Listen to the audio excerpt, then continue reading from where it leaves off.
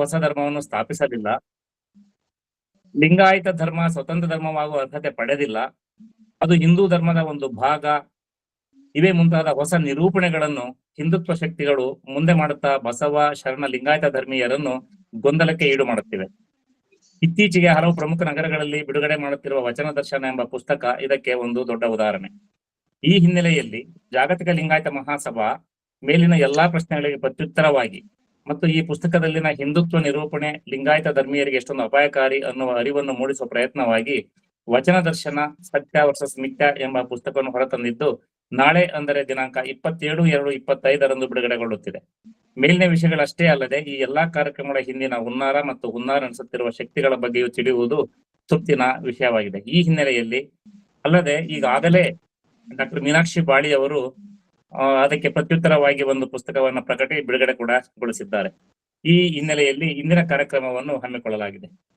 ಈ ಚರ್ಚೆಯಲ್ಲಿ ಪಾಲ್ಗೊಂಡು ಉಪನ್ಯಾಸ ನೀಡಲು ನಮ್ಮೊಟ್ಟಿಗೆ ಕಲಬುರ್ಗಿಯ ವೀರಮ್ಮ ಗಂಗಶ್ರೀ ಮಹಿಳಾ ಮಹಾವಿದ್ಯಾಲಯದ ನಿವೃತ್ತ ಪ್ರಾಧ್ಯಾಪಕರು, ಬರಹಗಾರರು, ಬಸವ ತತ್ವ ಚಿಂತಕರು, ಕಡಕೋಳ ಮಡಿವಾಳಪ್ಪನವರ ತತ್ವಪದಗಳ ಮೇಲೆ ಸಂಶೋಧನೆ ಮಾಡಿರುವ ಜೊತೆಗೆ ಜನವಾದಿ ಮಹಿಳಾ ಸಂಘಟನೆಯ ರಾಜ್ಯಾಧ್ಯಕ್ಷರಾಗಿ ಕಾರ್ಯನಿರ್ವಹಿಸುತ್ತಿರುವ ಹೋರಾಟಗಾರರೂ ಆದ ಡಾಕ್ಟರ್ ಮೀನಾಕ್ಷಿ ಬಾಳಿ ಅವರು ನಮ್ಮೊಟ್ಟಿಗಿದ್ದಾರೆ. ಅಲ್ಲದೆ ಹಂಪಿ ಕನ್ನಡ ವಿಶ್ವವಿದ್ಯಾಲಯದ ಅಭಿವೃದ್ಧಿ ಅಧ್ಯಯನ ವಿಭಾಗದ ನಿವೃತ್ತ ಪ್ರಾಧ್ಯಾಪಕರು, ಚಿಂತಕರು ಹಾಗೂ ಬಸವತತ್ವ ಬರಹಗಾರರು ಆದ ಡಾಕ್ಟರ್ ಚಂದ್ರಶೇಖರ್ ಅವರು ಕೂಡ ನಮ್ಮೊಟ್ಟಿಗೆ ಇದ್ದಾರೆ. ಇವರಿಬ್ಬರನ್ನು ಮತ್ತೊಮ್ಮೆ ಬಸವ ರೇಡಿಯೋದ ಪರವಾಗಿ ಮತ್ತು ಈ ಚರ್ಚೆಯಲ್ಲಿ ಪಾಲ್ಗೊಳ್ಳುತ್ತಿರುವ ನಿಮ್ಮೆಲ್ಲರ ಪರವಾಗಿ ಸ್ವಾಗತಿಸುತ್ತೇನೆ. ಅಲ್ಲದೆ ಈವರೆಗೂ ಈ ಕೆಳಗಿನ ಅಂಶಗಳ ಮೇಲೆ ಹೆಚ್ಚು ಒತ್ತು ಕೊಟ್ಟು ತಪ್ಪು ನಡೆಯುವುದನ್ನು ಮನವಿ ಮಾಡುತ್ತೇನೆ. ವಚನಗಳು ವೇದೋಪನಿಷತ್ತುಗಳ ಮುಂದುವರಿದ ಭಾಗವೇ? ಇಂತಹ ನಿರೂಪಣೆಯ ಹಿಂದಿನ ಹುನ್ನಾರವೇನು ಮತ್ತು ಹುನ್ನಾರದ ಹಿಂದಿನ ಶಕ್ತಿಗಳು ಯಾವುವು? ಇವರ ಈ ಹುನ್ನಾರಗಳಿಗೆ ಬಸವ ಅಥವಾ ಶರಣ ಧರ್ಮೀಯರ ಪ್ರತಿಕ್ರಿಯೆ ಹೇಗಿರಬೇಕು? ಜೊತೆಗೆ ಹಿಂದುತ್ವ ಶಕ್ತಿಗಳ ಈ ಹುನ್ನಾರಗಳು ಸಫಲವಾಗದಂತೆ ನೋಡಿಕೊಳ್ಳುವ ಮತ್ತು ಪ್ರಬಲವಾದ ಪ್ರತಿರೋಧ ಒಡ್ಡುವ ಯೋಜನೆಗಳನ್ನು ಹಮ್ಮಿಕೊಳ್ಳಲು ಸಹಾಯವಾಗಲು ಈ ಚರ್ಚೆಗಳು ದಿಕ್ಸೂಚಿಯಾಗಬೇಕು ಅನ್ನುವುದು ಬಸವ ರೇಡಿಯೋ ಬಳಗದ ಆಶಯವಾಗಿರುತ್ತದೆ ಎಂದು ತಿಳಿಸುತ್ತಾ ಮುಂದಿನ ಕೆಲಸವನ್ನು ನಿರ್ವಹಿಸಲು ನಾನು ಕುಮಾರಣ್ಣ ಅವರಿಗೆ ಕೇಳ್ಕೊಳ್ತಾ ಇದ್ದೇನೆ. ಧನ್ಯವಾದಗಳು ಸರ್. ಈಗ ಇಬ್ಬರು ಅತಿಥಿಗಳು 20 ನಿಮಿಷ ಮಾತಾಡ್ತಾರೆ. ನಂತರದ ಅವಧಿಯಲ್ಲಿ ಭಾಗವಹಿಸಿದಂತ ಶರಣರಿಗೆ ಮಾತನಾಡಲು ಅವಕಾಶ ಕೊಡ್ತದೆ. ಅವರು ತಮ್ಮ ಪ್ರಶ್ನೆಗಳನ್ನ ಅತಿಥಿಗಳಿಗೆ ಕೇಳ್ಬೋದು. ಆಮೇಲೆ ಎಲ್ಲರೂ ತಮ್ಮ ಮೈಕ್ ಅನ್ನ ಮತ್ತು ಕ್ಯಾಮರಾವನ್ನ ಮ್ಯೂಟ್ ಮಾಡ್ಬೇಕಾಗಿ ಬಂದ್ ಮಾಡ್ಬೇಕು. ಆಮೇಲೆ ಈಗ ಮೊದಲನೇದಾಗಿ ಡಾಕ್ಟರ್ ಮೀನಾಕ್ಷಿ ಬಾಳಿ ಅಕ್ಕ ಅವರು ಈಗ ತಮ್ಮ ವಿಚಾರಗಳನ್ನ ಮಂಡಿಸ್ಬೇಕಂತ ನಾನು ಅವರಲ್ಲಿ ಕೇಳ್ಕೊಂತೇನೆ. ಅಕ್ಕ ಅವರೇ. ಸರ್ವರಿಗೂ ಶರಣಾರ್ಥಿಗಳು. ಇವತ್ತು ಬಹಳ ಮುಖ್ಯವಾದಂತ ಒಂದು ಚರ್ಚೆಯನ್ನ ಜಾಗತಿಕ ಲಿಂಗಾಯತ ಮಹಾಸಭಾದ ಎಲ್ಲ ಶರಣರು ಎತ್ಕೊಂಡಿದ್ದಾರೆ. ಪ್ರಾಸ್ತಾವಿಕವಾಗಿ ಶರಣರು ಹೇಳುವಾಗ ಹೊಸ ವರಸೆಯನ್ನ ಅವರು ಪ್ರಾರಂಭ ಮಾಡಿದ್ದಾರೆ. ಅವರು ಅಂದ್ರೆ ಯಾರು ಅನ್ನೋದನ್ನು ಮೊದಲು ನಿರ್ವಚಿಸಿಕೊಳ್ಬೇಕು. ಅವರು ಅಂದ್ರೆ ಒಂದು ಜಾತಿ ಅಥವಾ ಧರ್ಮದವರು ಅಂತಲ್ಲ. ಯಾರು ಸಮಾನತೆ, ಪ್ರಜಾಪ್ರಭುತ್ವ ಇವುಗಳ ಮೇಲೆ ವಿಶ್ವಾಸ ಇಟ್ಟಿಲ್ವೋ, ಯಾರು ಚಾತುರ್ವರ್ಣ ವ್ಯವಸ್ಥೆಯನ್ನು ನಂಬುತ್ತಾರೋ ಅವರು ಲಿಂಗಾಯತರಲ್ಲೇ ಹುಟ್ಟಿರಬಹುದು, ಅನ್ಯ ಧರ್ಮೀಯರು ಆಗಿರಬಹುದು. ಅವರು ವಚನ ಸಾಹಿತ್ಯದಲ್ಲಿರುವಂತಹ ಸಮಾನತೆಯ ತತ್ವಗಳನ್ನ ನಿರಾಕರಿಸ್ತಾ ಅದನ್ನ ತಿರುಚುತ್ತಾ ವಚನ ಸಾಹಿತ್ಯವನ್ನು ನಿರಾಕರಿಸದೆ ವಚನ ಸಾಹಿತ್ಯದಲ್ಲಿ ಇರ್ತಕ್ಕಂಥ ಅದರ ಮೂಲ ಧಾತುವನ್ನ ತಿರಸ್ಕರಿಸುವ, ನಗಣ್ಯಗೊಳಿಸುವ, ತಿರುಚುವ ವಿವಿಧ ಆಯಾಮದ ಕೆಲಸಗಳನ್ನ ಅವ್ರು ಮಾಡ್ತಾ ಇದ್ದಾರೆ. ಇದು ಇವತ್ತಿನ ವರಸೆಯನ್ನಲ್ಲ. ಬಸವಾದಿ ಶರಣರ ಕಾಲದಿಂದಲೂ ಕೂಡ ಇದನ್ನ ಅವರು ಬಹಳ ಶಿಸ್ತುಬದ್ಧವಾಗಿ ಮತ್ತು ಹಂತ ಹಂತವಾಗಿ ಮಾಡ್ತಾನೆ ಬಂದಿದ್ದಾರೆ, ಮಾಡ್ತಾರೆ, ಇನ್ನು ಮುಂದೆ ಕೂಡ ಮಾಡ್ತಾರೆ. ಈಗ ಅದು ಢಾಳವಾಗಿ ಕಾಣಿಸಿಕೊಳ್ತಾ ಇದೆ ಮತ್ತು ಅತ್ಯಂತ ಸ್ಪಷ್ಟವಾಗಿ ಅವರು ತಮ್ಮ ಅಜೆಂಡಾವನ್ನ ಹರಿಬಿಡ್ತಾ ಇದ್ದಾರೆ. ಅದಕ್ಕೆ ಕಾರಣ ಇಷ್ಟೇ, ಇವತ್ತು ವಚನ ಸಾಹಿತ್ಯವನ್ನ ಓದುವವರು, ಅದನ್ನ ಅರ್ಥ ಮಾಡಿಕೊಳ್ಳೋರು ಮತ್ತು ಅದನ್ನ ಜೀವನದಲ್ಲಿ ಅಳವಡಿಸಿಕೊಳ್ಬೇಕನ್ನುವಂಥವರ ಸಂಖ್ಯೆ ಹೆಚ್ಚಾಗಿರ್ತಕ್ಕಂಥದ್ದು ಒಂದು. ಇದ್ರ ಹಿಂದೆ ಕೇವಲ ದಾರ್ಶನಿಕ ಮತ್ತು ಸಾಂಸ್ಕೃತಿಕ ಅಜೆಂಡಾಗಳು ಮಾತ್ರ ಇಲ್ಲ, ಬಹಳ ಸ್ಪಷ್ಟವಾಗಿ ಇದರಿಂದ ಒಂದು ರಾಜಕೀಯ ಅಜೆಂಡಾ ಇದೆ. ಆ ರಾಜಕೀಯ ಅಜೆಂಡಾ ಏನು ಅಂತಂದ್ರೆ, ಇವತ್ತು ಲಿಂಗಾಯತರನ್ನ ಕರ್ನಾಟಕದಲ್ಲಿ ಹೆಚ್ಚು ಕಡಿಮೆ ಡಿಸೈಡಿಂಗ್ ಫ್ಯಾಕ್ಟರ್ ಆಗಿರ್ತಕ್ಕಂಥ, ನಿರ್ಣಾಯಕ ಜನಾಂಗ ಆಗಿರ್ತಕ್ಕಂಥ ಮತ್ತು ಪ್ರಭುತ್ವದಲ್ಲಿ ಪ್ರಧಾನವಾದ ಪಾತ್ರವನ್ನು ವಹಿಸಲಿರುವಂತಹ ಒಂದು ಸಮುದಾಯವನ್ನ ತನ್ನ ಕೋಮುವಾದಿ ಅಜೆಂಡಾಕ್ಕೆ ನೇರವಾಗಿ ತನ್ನ ಕೋಮುವಾದಿ ಅಜೆಂಡಾ ಅರ್ಥಾತ್ ವರ್ಣಾಶ್ರಮ ವ್ಯವಸ್ಥೆಗೆ ಒಗ್ಗಿಸಿಕೊಳ್ಳಬೇಕನ್ನುವಂಥ ಹಠ. ಹೀಗಾಗಿ ಲಿಂಗಾಯತರನ್ನ ಒಂದ್ ವೇಳೆ ಸ್ವತಂತ್ರ ಧರ್ಮ ಅಂತ ಘೋಷಿಸಿಕೊಂಡ್ರೆ, ಅವರು ವಚನ ಸಾಹಿತ್ಯದ ನಿಜವಾದ ತತ್ವ ಸಿದ್ಧಾಂತಗಳನ್ನು ಹಿಡ್ಕೊಂಡು ಹೊರಟ್ರೆ, ಶತಮಾನಗಳಿಂದ ವೈದಿಕರೇನು ಶೂದ್ರ ಸಮುದಾಯಗಳನ್ನ ತಮ್ಮ ಅಡಿಯಾಳಾಗಿ ಗುಲಾಮರನ್ನಾಗಿ ಮಾಡ್ಕೊಂಡಿದ್ದಾರಲ್ಲ, ಅದು ತಪ್ಪಿ ಹೋಗ್ತದೆ ಅನ್ನುವಂಥದ್ದು ಒಂದು. ಲಿಂಗಾಯತರನ್ನ ವೈದಿಕರು ಅವತ್ತೂ ಕೂಡ ಅಂದ್ರೆ ಶೂದ್ರರನ್ನ ಅವತ್ತೂ ಕೂಡ ತಮ್ಮ ಸೇವೆಯನ್ನು ಮಾಡುವವರು, ತಮ್ಮ ಕಾಲಾಳುಗಳು ಅಂತ ನಿರ್ವಹಿಸಿದ್ರು. ಹಾಗೆ ಇವತ್ತು ಕೂಡ ಅವರು ಲಿಂಗಾಯತರನ್ನ ತಮ್ಮ ಕಾಲಾಳುವಾಗಿ, ತಮ್ಮ ವೋಟ್ ಬ್ಯಾಂಕ್ ಆಗಿ ಬಳಸಿಕೊಳ್ಳಬೇಕು ಅನ್ನುವಂಥ ಹುನ್ನಾರ ಇರೋದ್ರಿಂದ ಇವತ್ತು ಅವರು ವಚನಗಳನ್ನು ಕುರಿತಂತೆ ಮಾತಾಡ್ತಾ ಇದ್ದಾರೆ. ಇದನ್ನ ಸ್ಪಷ್ಟವಾಗಿ ಅರ್ಥ ಮಾಡ್ಕೊಳ್ಬೇಕಂದ್ರೆ, ಇಲ್ಲಿವರೆಗೆ ಯಾವ ವೈದಿಕರು ಕೂಡ ವಚನ ಸಾಹಿತ್ಯದ ಬಗ್ಗೆ ಮಾತಾಡಿಲ್ಲ. ಮತ್ತು ಪ್ರಾರಂಭದಲ್ಲಿ ವಚನ ಸಾಹಿತ್ಯವನ್ನು ಕುರಿತು ನಿರ್ವಚನೆ ಮಾಡ್ಲಿಕ್ಕೆ ಹೊರಟವರೆಲ್ಲ, ಅದು ಎಂ.ಆರ್. ಶ್ರೀನಿವಾಸ ಮೂರ್ತಿ ಇರ್ಬೋದು, ದಿವಾಕರ್ ಇರ್ಬೋದು, ನಾರಾಯಣ ಅಂತ ಹಲವರು ಇರಬಹುದು. ಅವರೆಲ್ಲ ವಚನ ಸಾಹಿತ್ಯವನ್ನು ಇದು ಕನ್ನಡದ ಉಪನಿಷತ್ತುಗಳು, ಇದು ವೇದಾಂತದ ಮುಂದುವರೆದ ಭಾಗ, ಭಾರತದ ಫಿಲಾಸಫಿಯ ಒಳಗಡೆ ಇರ್ತಕ್ಕಂಥ ಇನ್ನೊಂದು ಟಿಸುಳು ಅನ್ನುವ ರೀತಿಯಿಂದಲೇ ಹೇಳ್ಕೊಂಡು ಬಂದಿದ್ದಾರೆ.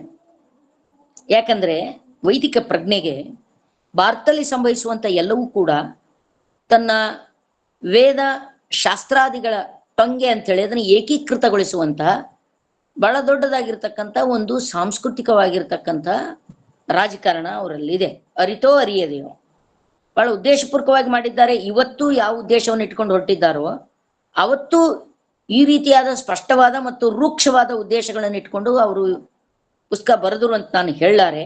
ಆದ್ರೆ ಅವರಿಗೂ ಕೂಡ ವಚನ ಸಾಹಿತ್ಯದ ಆ ಮತಿತಾರ್ಥ ಏನಿತ್ತು ಮತ್ತು ವಚನ ಸಾಹಿತ್ಯದ ಆ ಸಂದರ್ಭದ ಆ ಕಾಲಘಟ್ಟದ ಚಾರಿತ್ರಿಕ ಹಿನ್ನೆಲೆ ಏನಿತ್ತು ಮತ್ತು ಚಾರಿತ್ರಿಕ ದೃಷ್ಟಿಕೋನ ಇತ್ತು, ಅದು ಎಲ್ಲೋ ಒಂದ್ ಕಡೆ ಅವರಿಗೆ ಊನವಾಗಿತ್ತು ಅನ್ನುವ ಕಾರಣಕ್ಕಾಗಿ ವಚನ ಸಾಹಿತ್ಯವನ್ನು ಅವರು ಕನ್ನಡದ ಉಪನಿಷತ್ತುಗಳು ಅಂತ ಕರೆದ್ರು. ಯಾಕೆ ಕರೆದ್ರೆ ಅಂದ್ರೆ, ಉಪನಿಷತ್ತುಗಳ ಆಚೆ ಅವರು ಓದಿನ ವಿಸ್ತಾರ ಇರಲಿಲ್ಲ. ಅವರ ನಿಕಷ ಯಾವುದು, ಅವರ ಮಾನದಂಡ ಯಾವುದು ಅಂದ್ರೆ ಉಪನಿಷತ್ತು.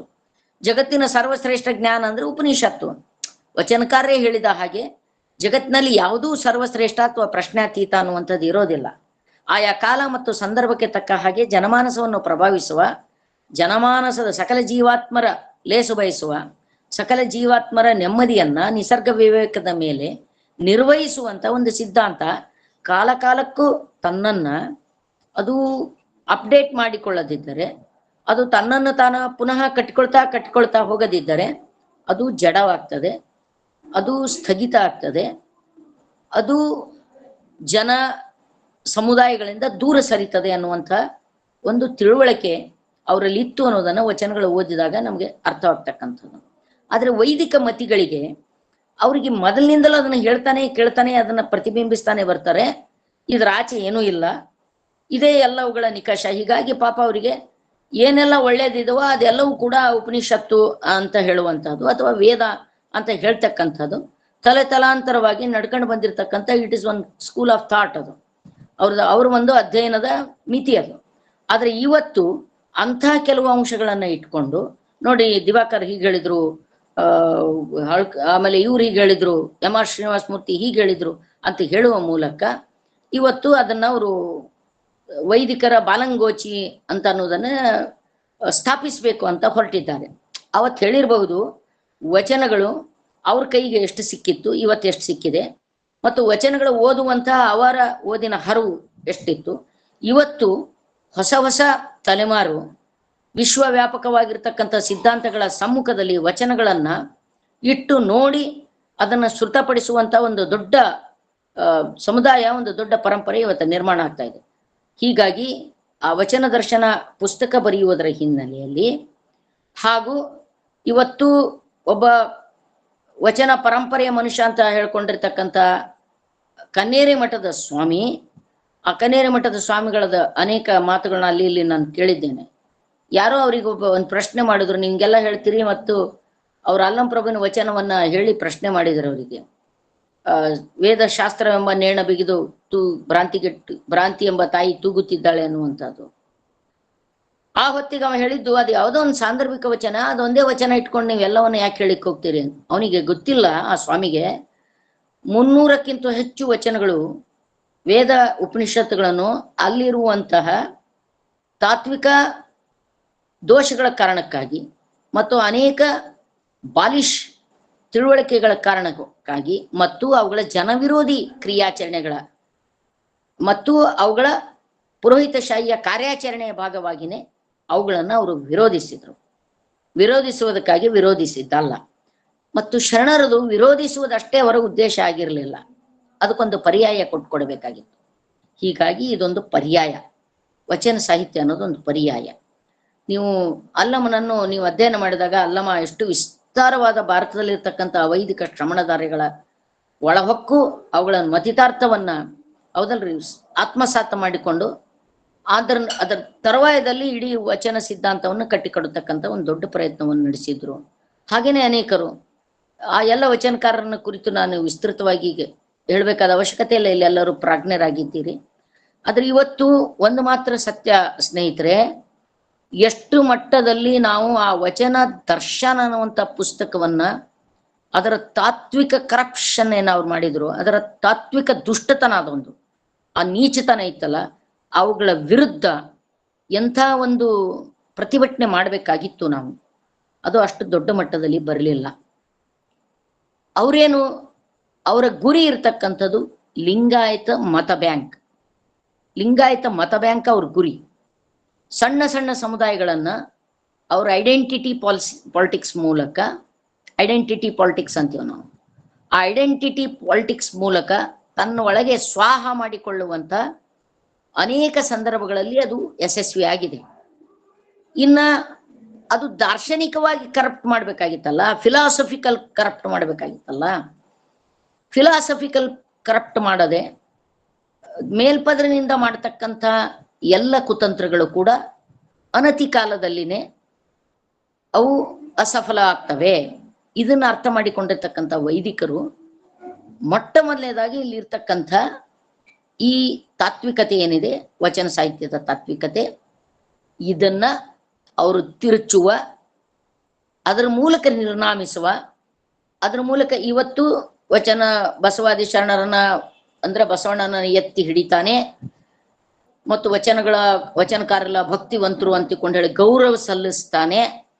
ಇದು ಪ್ರಥಮ ಡೋಸ್. ಆದರೆ ಈ ಡೋಸ್ ಕೊಡೋದಕ್ಕಿಂತ ಮುಂಚೆ ಅವರು ಅನೇಕ ಟೆಸ್ಟಿಂಗ್ ಡೋಸ್ ಆಲ್ರೆಡಿ ಕೊಟ್ಟಿದ್ದಾರೆ.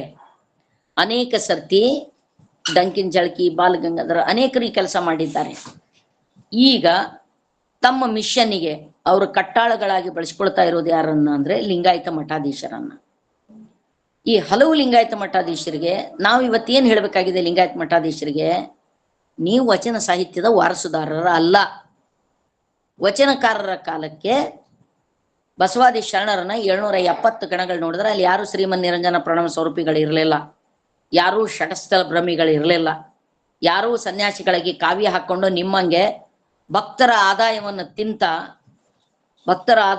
ತಿಂತ ಭಕ್ತರಿಗೆ ಮೋಸ ಮಾಡೋರು ಇರಲಿಲ್ಲ. ಅವರೆಲ್ಲ ಕಾಯಕ ಜೀವಿಗಳು. ಇವತ್ತು ನೋಡ್ರಿ ನಮ್ಮ ಲಿಂಗಾಯತ ಮಠಾಧೀಶ ಆ ಕನ್ನೇರಿ ಮಠದ ಸ್ವಾಮಿಗಳು ಬಸವಣ್ಣನ ತಾಲಿಬಾನಿಗಳಂತ ಹೇಳ್ತಾರೆ. ಇನ್ನು ಸ್ವಲ್ಪ ದಿವಸ ಆದ್ರೆ ಬಸವಣ್ಣನೇ ಒಬ್ಬ ತಾಲಿಬಾನ್ ಅಂತ ಹೇಳ್ತಾರ ಅವ್ರು ಅಷ್ಟೇ. ಅದು ಹಾಗೇನೆ ಹೇಳ್ದಂಗೆನೆ ಬಸವವಾದಿಗಳೆಲ್ಲ ತಾಲಿಬಾನಿಗಳು ಅಂದ್ರೆ ಬಸವಣ್ಣನೇ ಒಬ್ಬ ತಾಲಿಬಾನಿ ಅಂತ ಹೇಳ್ತಕ್ಕಂಥದ್ದು. ಒಂದಿಲ್ಲ ಒಂದು ದಿವಸ ಅವರು ಬಸವಣ್ಣನ ಒಬ್ಬ ವಿಲನ್ ಆಗಿ ನಿಲ್ಲಿಸ್ತಾರೆ.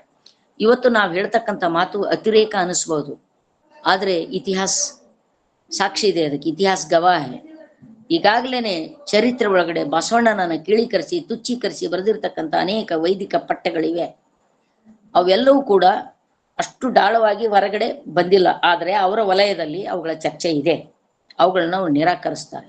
ಸೊ ಇವತ್ತು ವಚನ ಸಾಹಿತ್ಯವನ್ನು ಕುರಿತಂತೆ ಜನಸಾಮಾನ್ಯರ ನಡುವೆ ನಾವು ಕೂಡ ನೋಡಿ, ನಿಮ್ಮ ವಚನಗಳನ್ನ ನಾವು ಹೇಳ್ತಾ ಇದ್ದೀವಿ, ನಿಮ್ಮ ವಚನಗಳನ್ನ ನಾನು ಪೂಜಿಸ್ತಾ ಇದ್ದೀವಿ, ನಿಮ್ಮ ವಚನಕಾರರು ಬಹಳ ಭಕ್ತಿವಂತರಾಗಿದ್ರು, ಅಲ್ಲಿ ಆತ್ಮ ಪರಮಾತ್ಮದ ಚರ್ಚೆ ಇತ್ತು ಅಂತ ಹೇಳೋದ್ರ ಮೂಲಕ ಒಂದು ಜನಸಾಮಾನ್ಯರಾಗಿರ್ತಕ್ಕಂಥ ಲಿಂಗಾಯತರ ಅನ್ಸ್ಕೊಂಡವ್ರನ್ನ ಅವರು ತಮ್ಮ ಕುತಂತ್ರಕ್ಕೆ ಅಥವಾ ತಮ್ಮ ಮಿಷನ್ಗೆ ಒಗ್ಗಿಸ್ಕೊಳ್ಳೋದು, ಎರಡನೇದು ಅವ್ರನ್ನ ಮುಸ್ಲಿಂ ವಿರೋಧಿಯಾಗಿ ನಿರ್ಮಾಣ ಮಾಡೋದು. ಇದನ್ನ ನೆನ್ಪಿಟ್ಕೋಬೇಕು ನಾವು. ಸ್ಪಷ್ಟವಾದ ರಾಜಕಾರಣ ಇದೆ ಅವರಿಗೆ, ಮುಸ್ಲಿಂ ವಿರೋಧಿಯಾಗಿ ನಿರ್ಮಾಣ ಮಾಡ್ತಕ್ಕಂಥದ್ದು.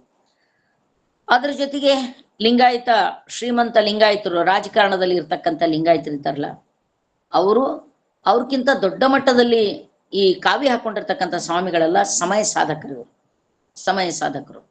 ಅವರಿಗೆ ಕನಿಷ್ಠ ಅರಿವಿಲ್ಲ. ಲಿಂಗಾಯತರಂದ್ರೆ ಹೆಚ್ಚು ಕಡಿಮೆ ಕೃಷಿಕರು, ಕೃಷಿ ಮಾಡ್ತಕ್ಕಂಥವ್ರು, ಕೂಲಿ ಕಾರ್ಮಿಕರು, ಸಣ್ಣ ಪುಟ್ಟ ವ್ಯಾಪಾರಿಗಳು ಮತ್ತು ಹೆಚ್ಚಿನ ಸಂಖ್ಯೆಯಲ್ಲಿ ಕೂಲಿ ಕಾರ್ಮಿಕರು. ಇವತ್ತು ಇಡೀ ಕೃಷಿ ಮುರಾಬಟ್ಟಿ ಆಗಿ ಹೋಗಿದೆ. ಯಾವ ಕೃಷಿಕನ ಹಣದಿಂದ ಇವರೆಲ್ಲ ಸ್ವಾಮಿಗಳು ಮಠ ಕಟ್ಕೊಂಡು, ಪೀಠ ಕಟ್ಕೊಂಡು, ಥೇರ್ ಅಂತ ಎಳಿತಾರೋ, ಅಗ್ಗಿ ತುಳಿತಾರೋ, ಅಡ್ಡಪಲ್ಲಕ್ಕಿ ಉತ್ಸವ ಮಾಡ್ಕೋತಾರೋ, ಆ ಕೃಷಿಕ ಇನ್ನಿಲ್ಲದಂತೆ ತಳಕಚ್ಚಿ ಹೋಗ್ಬಿಟ್ಟಿದೆ. ಕೃಷಿ ಎಲ್ಲವೂ ಕೂಡ ಇವತ್ತು ಹೇಳ ಹೆಸರಿಲ್ಲದಂತೆ ಕಚ್ಚಿ ಹೋಗುವಂತ ಸ್ಥಿತಿಗೆ ಬಂದು ನಿಂತಿದೆ. ಮತ್ತು ಕೂಲಿ ಕಾರ್ಮಿಕರು ಕೆಲಸ ಇಲ್ಲದೆ ಆತ್ಮಹತ್ಯೆಗೊಳಗಾಗ್ತಾ ಇದ್ದಾರೆ, ಗುಳೆ ಹೋಗ್ತಾ ಇದ್ದಾರೆ. ಇವ್ ಯಾವುದ್ರ ಬಗ್ಗೆ ಒಂದು ಶಬ್ದ ಯಾವ ಸ್ವಾಮಿ ಎಂದು ಮಾತಾಡಿದ್ ನಾನು ನೋಡ್ಲೇ ಇಲ್ಲ. ಭಾಳ ಆದ್ರೆ ವಿಭೂತಿ ಹೆಂಗ್ ಹಚ್ಕೋಬೇಕು, ಲಿಂಗ ಹೆಂಗ್ ಕಟ್ಕೋಬೇಕು, ಜೈ ಹೆಂಗ್ ಹೊಡಿಬೇಕು, ನಮಗೆ ಕಾಲ ಹೆಂಗ್ ಬೀಳ್ಬೇಕು, ದಾನ ಹೆಂಗ್ ಮಾಡ್ಬೇಕು, ದಾನವಂತರ ಹೆಂಗಾಗ್ಬೇಕು, ದಾನ ಮಾಡಿದ್ರೆ ಏನೇನ್ ಪುಣ್ಯ ಸಿಗ್ತದೆ ಅನ್ನುವಂತ ಪುರಾಣದ ಕಥೆಗಳು ಹೇಳುವಂಥದ್ದು ಬಿಟ್ರೆ, ಆಮೇಲೆ ಶ್ರೀಮಂತ ಲಿಂಗಾಯತರನ್ನ ಓಲೈಸುವುದು ಬಿಟ್ರೆ, ರಾಜಕಾರಣಿಗಳನ್ನು ಓಲೈಸುವುದು ಬಿಟ್ರೆ, ರಾಜಕಾರಣಿಗಳಿಗೆ ಲಿಂಗಾಯತ ಅನ್ನುವಂಥದ್ದು ತಮಗೆ ಒಂದು ಬಂಡವಾಳ ಹಾಕಬೇಕಷ್ಟೇ. ಸೊ ಇವತ್ತು ನೀವು ನೋಡ್ಬೇಕು, ಲಿಂಗಾಯತರಂದು ಯಾವನೋ ಒಬ್ಬ ಯಡಿಯೂರಪ್ಪನ ವಿರುದ್ಧ ಲಿಂಗಾಯತರು ಒಂದು ಲಿಂಗಾಯತ ಸ್ವಾಮಿಗಳೇನೋ ಒಂದು ಕಾರ್ಯಕ್ರಮ ಮಾಡ್ತಾರಂತೆ, ಯಡಿಯೂರಪ್ಪನ ಪರವಾಗಿ ಒಂದು ಲಿಂಗಾಯತ ಸ್ವಾಮಿಗಳ ಕಾರ್ಯಕ್ರಮ ಮಾಡ್ತಾರಂತೆ. ಏನಾಗಾದ್ರೆ ಇದು ಏನನ್ನ ಪ್ರತಿನಿಧಿಸ್ತದೆ? ಹಾಗಾದ್ರೆ ಲಿಂಗಾಯತರು ಅನ್ನೋದನ್ನ ಹೇಗೆ ಚಿತ್ರಾನ್ನ ಮಾಡಿ ಹಾಕಿದ್ರು ಅವರು. ಲಿಂಗಾಯತರು ಅನ್ನುವಂಥದ್ದನ್ನ ತಮ್ಮ ಕಟ್ಟಾಳಗಳಾಗಿ ನಿರ್ಮಾಣ ಮಾಡ್ತಾ ಇದ್ದಾರೆ ಅನ್ನುವಂಥದ್ದು. ಸೊ ಇವತ್ತು ವಚನ ಸಾಹಿತ್ಯ ಅನ್ನೋದು ಬಹಳ ವಿಸ್ತೃತವಾಗಿರ್ತಕ್ಕಂಥ ಅಧ್ಯಯನಕ್ಕೆ ಇವತ್ತಿಗೂ ಒಳಗಾಗಬೇಕಾಗಿದೆ. ಮತ್ತು ನಾಳೆ ಬಿಡುಗಡೆ ಆಗಲಿರುವ ಪುಸ್ತಕ, ಆ ಪುಸ್ತಕ ಬಹಳ ಅಟ್ಲೀಸ್ಟ್ ಆ ಪುಸ್ತಕವಾದರೂ ದೊಡ್ಡ ಮಟ್ಟದಲ್ಲಿ ಅದನ್ನ ಎಲ್ಲ ಜಿಲ್ಲೆಗಳಲ್ಲಿ ಅದನ್ನ ಕುರಿತು ವಿಚಾರ ಸಂಕಿರಣ ನಡೆಸಬೇಕು. ಅದರೊಳಗಿರ್ತಕ್ಕಂಥ ವಿಷಯಗಳನ್ನ ವಿಶದೀಕರಿಸಿ ತಿಳಿಸಿ ಹೇಳಬೇಕು. ನಾವು ಜಾಗತಿಕ ಲಿಂಗಾಯತ ಸಮ ಮತ್ತು ಇತ್ಯಾದಿಗಳನ್ನ ನಾವು ಯಾವುದೇ ಕಾರ್ಯಕ್ರಮ ಮಾಡಿದ್ರೆ ನಾವೆಲ್ಲ 50-60+ ಇದ್ದಂತಹ ಕೆಲವು ವಯೋಮಾನದವ್ರು ಮಾತ್ರ ಸೇರಿಕೊಳ್ತೇವೆ. ಆದ್ರೆ ನಮ್ಮ ಯುವಕರಲ್ಲ, ತರುಣರು, ಅವ್ರು ನಮ್ಮ ಹತ್ರ ಇಲ್ಲ. ಯಾರನ್ನ ಅವರು ತನ್ನ ಕಾಲಾಳುಗಳಾಗಿ ಬೆಳೆಸ್ಕೊಳ್ತಾ ಇದ್ದಾರೆ, ಯಾರನ್ನ ಅವರು ಮುಸ್ಲಿಂ ವಿರೋಧಿಗಳಾಗಿ ಕಟ್ಟಿ ಬೆಳೆಸಿ ನಮ್ಮ ಹುಡುಗರೆಲ್ಲ ಗಲಭೆಗಳಲ್ಲಿ ದೊಂಬೆಗಳಲ್ಲಿ ಸಿಕ್ಕು ಇವತ್ತು ನೋಡ್ರಿ ಆಳಂದದಲ್ಲಿ ಒಂದು ಲಾಡ್ಲೆ ಮಶಾಕ್ ಅನ್ನುವಂಥ ದರ್ಗಾ, ಅಲ್ಲಿ ಒಳಗೆ ರಾಘವ ಚೈತನ್ಯ ಲಿಂಗ ಇದೆ ಅಂತಕೊಂಡು ಹೇಳಿ ಅವನ ಸ್ವಘೋಷಿತ ಒಬ್ಬ ಸ್ವಾಮಿ ಲಿಂಗಾಯತ್ ಹುಡುಗರನ್ನೇ ತಗೊಂಡೋಗೋದು. ಅದ್ರ ಮ್ಯಾಗ ಸಿಕ್ಕಾಪಟ್ಟೆ ಕೇಸು. ಅವಶ್ಯ ಲಿಂಗಾಯತ್ ಹುಡುಗರು ಇಲ್ಲ, ಕಬ್ಬುಲ್ಗೆರೆ ಹುಡುಗರು ಇಲ್ಲ, ಕುರುಬರು ಹುಡುಗರು, ಅವ್ರನ್ನೆಲ್ಲ ತಗೊಂಡು ಹೋಗಿ ಅವಕ್ಕೆ ಕೇಸ್ ಜಡಿಸಿ ಈತ ತಾನು ಮಾತ್ರ ಇಂಥ ಒಂದೊಂದು ಮಿಷನ್ಗೆ ಕೋಟ್ಯಾಂತರ ರೂಪಾಯಿ ರೊಕ್ಕ ತಗೋತಾನ ಸ್ವಾಮಿ. ಆ ಪ್ರಮೋದ್ ಮುತಾಲಿಕ್ ಇರ್ಬೋದು, ಇವ ಅಂದೋಲ ಸ್ವಾಮಿ ಇರ್ಬೋದು, ಮತ್ಯಾವ್ಯಾವ ಇರ್ಬೋದು ಅವು.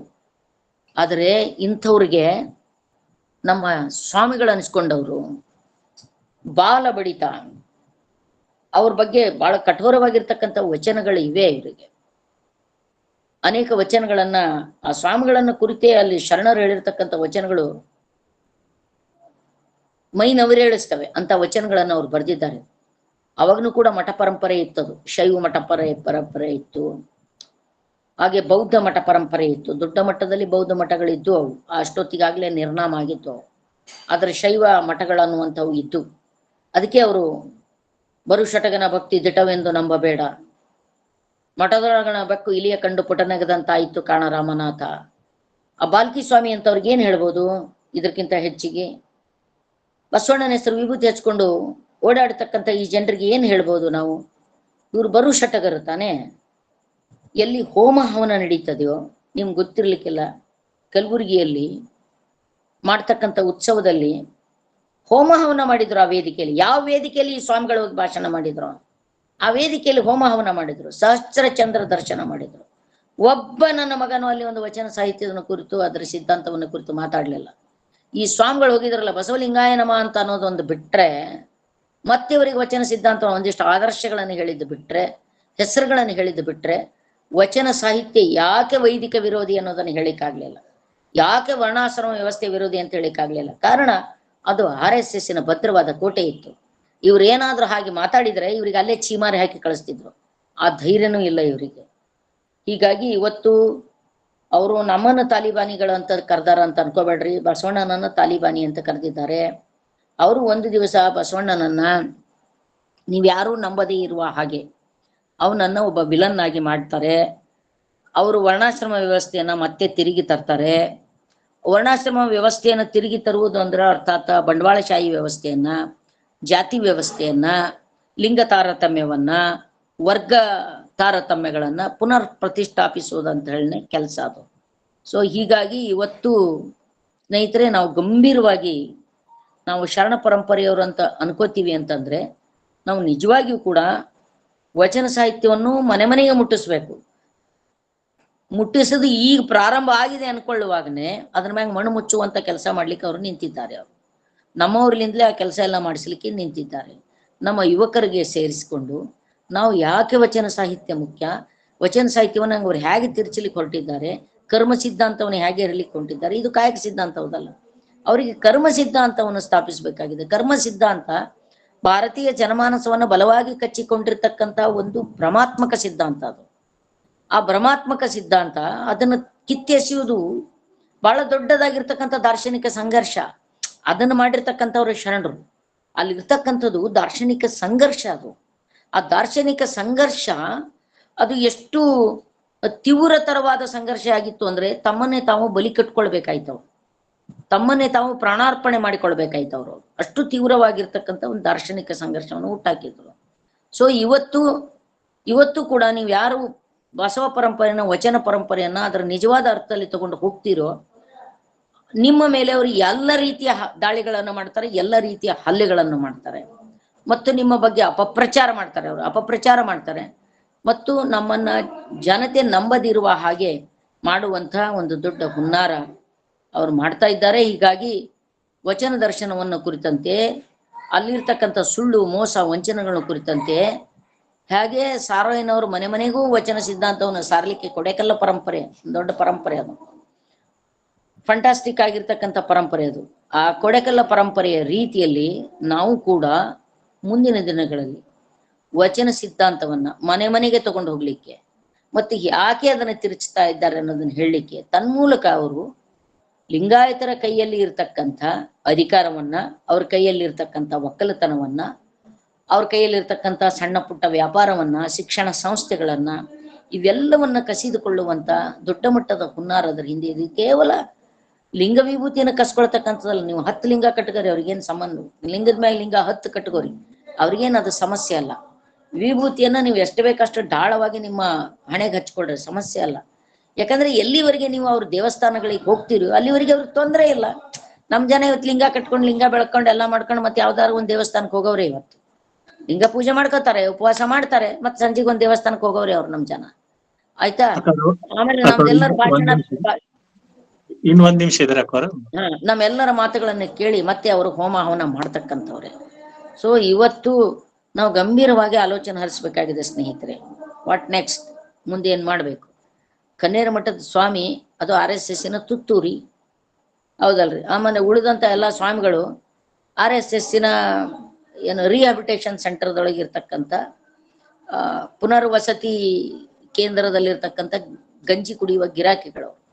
ಸೊ ಅವ್ರನ್ನ ನೀವು ಹೇಗೆ ನಿಯಂತ್ರಿಸಬೇಕು, ಹೇಗೆ ಅವ್ರ ಮೇಲೆ ನಾವು ಒಂದು ಸಾತ್ವಿಕ ಒತ್ತಡ ತರಬೇಕು ಅನ್ನೋದನ್ನ ಕುರಿತು ನಮ್ಮ ಆಲೋಚನೆ ಹರಿಸ್ಬೇಕು. ಸದ್ಯಕ್ಕೆ ಇಷ್ಟು ಮಾತ್ರ ನನಗೆ ಹೇಳಲಿಕ್ಕೆ ಸಾಧ್ಯವಾಗಿದೆ. ಉಳಿದವರೆಲ್ಲ ಇದನ್ನು ವಿಸ್ತರಿಸಬೇಕು ಮತ್ತು ನನಗೆ ತಿಳಿಯದೇ ಇರುವ ಅಂಶಗಳನ್ನ ತಾವು ತಿಳಿಪಡಿಸ್ಬೇಕಂತ ಹೇಳಿ ನಾನು ಮಾತನ್ನು ಮುಗಿಸ್ತೀನಿ. ನಮಸ್ಕಾರ. ಅಕ್ಕ ಅವ್ರಿಗೆ ಧನ್ಯವಾದಗಳು, ಶರಣಾರ್ಥಿಗಳು. ಈಗ ಎರಡನೇದಾಗಿ ಚಿಂತಕರಾದಂತಹ ಡಾಕ್ಟರ್ TR ಚಂದ್ರಶೇಖರ್ ಸರ್ ಅವರು ತಮ್ಮ ವಿಚಾರಗಳನ್ನ ಮಂಡಿಸ್ಬೇಕಂತ ನಾನು ಅವರಲ್ಲಿ ಕೇಳ್ಕೊಂತೇನೆ.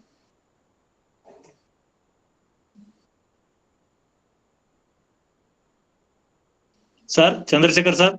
ಹೌದು ಕುಮಾರಣ್ಣವರೇ, ಬಸವ ರೇಡಿಯೋ ಪದಾಧಿಕಾರಿಗಳೇ ಮತ್ತು ಈ ಕಾರ್ಯಕ್ರಮದಲ್ಲಿ ಭಾಗವಹಿಸಿರುವ ಎಲ್ಲ ಶರಣ ಬಂಧುಗಳಿಗೆ ಶರಣಾರ್ಥಿಗಳು. ಸೋಮಶೇಖರಪ್ಪನವರು ಪ್ರಾಸ್ತಾವಿಕವಾಗಿ ಮಾತನಾಡಬೇಕಾದ್ರೆ ಮತ್ತು ವಿವರವಾಗಿ ಮೀನಾಕ್ಷಿ ಬಾಳಿ ಅವ್ವ ಅವರು ಮಾತಾಡಬೇಕಾದ್ರೆ ಯಾವ್ಯಾವ ರೀತಿಯಲ್ಲಿ ಲಿಂಗಾಯತದ ಮೇಲೆ, ಬಸವ ಪ್ರಣಾಳಿಕೆಯ ಮೇಲೆ, ಬಸವ ಸಿದ್ಧಾಂತದ ಮೇಲೆ ದಾಳಿ ನಡೀತಾ ಇದೆ ಅನ್ನುವ ವಿವರಗಳನ್ನ ಅವರು ಕೊಟ್ಟಿದ್ದಾರೆ. ಅದರ ಒಂದು ಸೂಚಿ ಅಂತ ಹೇಳಿದ್ರೆ ವಚನ ದರ್ಶನ. ಅನೇಕ ರೀತಿಯ ಆಕ್ರಮಣಗಳು ನಡೀತಾ ಇದೆ. ಅದರಲ್ಲಿ ಬಹಳ ಮುಖ್ಯವಾಗಿ ಸೈದ್ಧಾಂತಿಕವಾಗಿ ಮತ್ತು ವಿಕೃತ ರೀತಿಯಲ್ಲಿ ವಚನ ಸಾಹಿತ್ಯವನ್ನ, ವಚನ ಸಿದ್ಧಾಂತವನ್ನ, ಬಸವ ಮೌಲ್ಯಗಳನ್ನ ವಿಕೃತಗೊಳಿಸುವ ಕುತ್ಸಿತ ರೀತಿಯ ಪ್ರಯತ್ನದ ಒಂದು ಸಾಧನ, ಒಂದು ಸೂಚಿ ವಚನ ಸಂಸ್ಕೃತಿ, ವಚನ ದರ್ಶನ. ಈ ವಚನ ದರ್ಶನದ ಲೇಖನಗಳನ್ನೆಲ್ಲ ಓದಿದ್ರೆ, ಒಮ್ಮೆ ಪರಾಮರ್ಶಿಸಿದ್ರೆ ನಮಗೆ ಬಹಳ ಸ್ಪಷ್ಟವಾಗಿ ಗೊತ್ತಾಗ್ತದೆ. ಅವರು ಚಾತುರ್ವರ್ಣ ವ್ಯವಸ್ಥೆಯನ್ನ, ವರ್ಣಾಶ್ರಮ ವ್ಯವಸ್ಥೆಯನ್ನ ಒಂದು ಪ್ರತಿಪಕ್ಷವಾಗಿ ಇಟ್ಕೊಂಡು ಅಲ್ಲಿ ಚರ್ಚೆ ಮಾಡಲಿಲ್ಲ. ವಚನ ದರ್ಶನದ ಚರ್ಚೆ ಏನಿದೆ ಅದು ವರ್ಣಾಶ್ರಮ ವ್ಯವಸ್ಥೆಯ ಒಂದು ಭಾಗವಾಗಿ ಬಸವಾದಿ ಶರಣರ ಚಿಂತನೆಯನ್ನ ಅವರು ಚರ್ಚೆ ಮಾಡಿದ್ದಾರೆ, ವಾದ ಮಾಡಿದ್ದಾರೆ. ಆದ್ರೆ ನಮಗೆಲ್ಲರಿಗೂ ಗೊತ್ತಿರೋ ಹಾಗೆ ಬಸವ ಸಿದ್ಧಾಂತ, ವಚನ ಸಂಸ್ಕೃತಿಯನ್ನು ಅರ್ಥ ಮಾಡ್ಕೋಬೇಕು ಅಂತ ಹೇಳಿದ್ರೆ ಅದಕ್ಕೆ ಪ್ರತಿಪಕ್ಷವಾಗಿ ವರ್ಣಾಶ್ರಮವನ್ನ, ಚಾತುರ್ವರ್ಣವನ್ನ, ವೈದಿಕವನ್ನ ಇಟ್ಕೊಳ್ಳೇಬೇಕು. ವೈದಿಕವನ್ನ ಪ್ರತಿಪಕ್ಷವಾಗಿ ಎದುರಾಗಿ ಇಟ್ಕೊಳ್ಳದೆ ಇದ್ರೆ ಬಸವಣ್ಣ ಅರ್ಥ ಆಗೋದಿಲ್ಲ, ವಚನ ಸಾಹಿತ್ಯ ಅರ್ಥ ಆಗೋದಿಲ್ಲ, ಅಲ್ಲಿಯ ಮೌಲ್ಯಗಳು ಅರ್ಥ ಆಗೋದಿಲ್ಲ.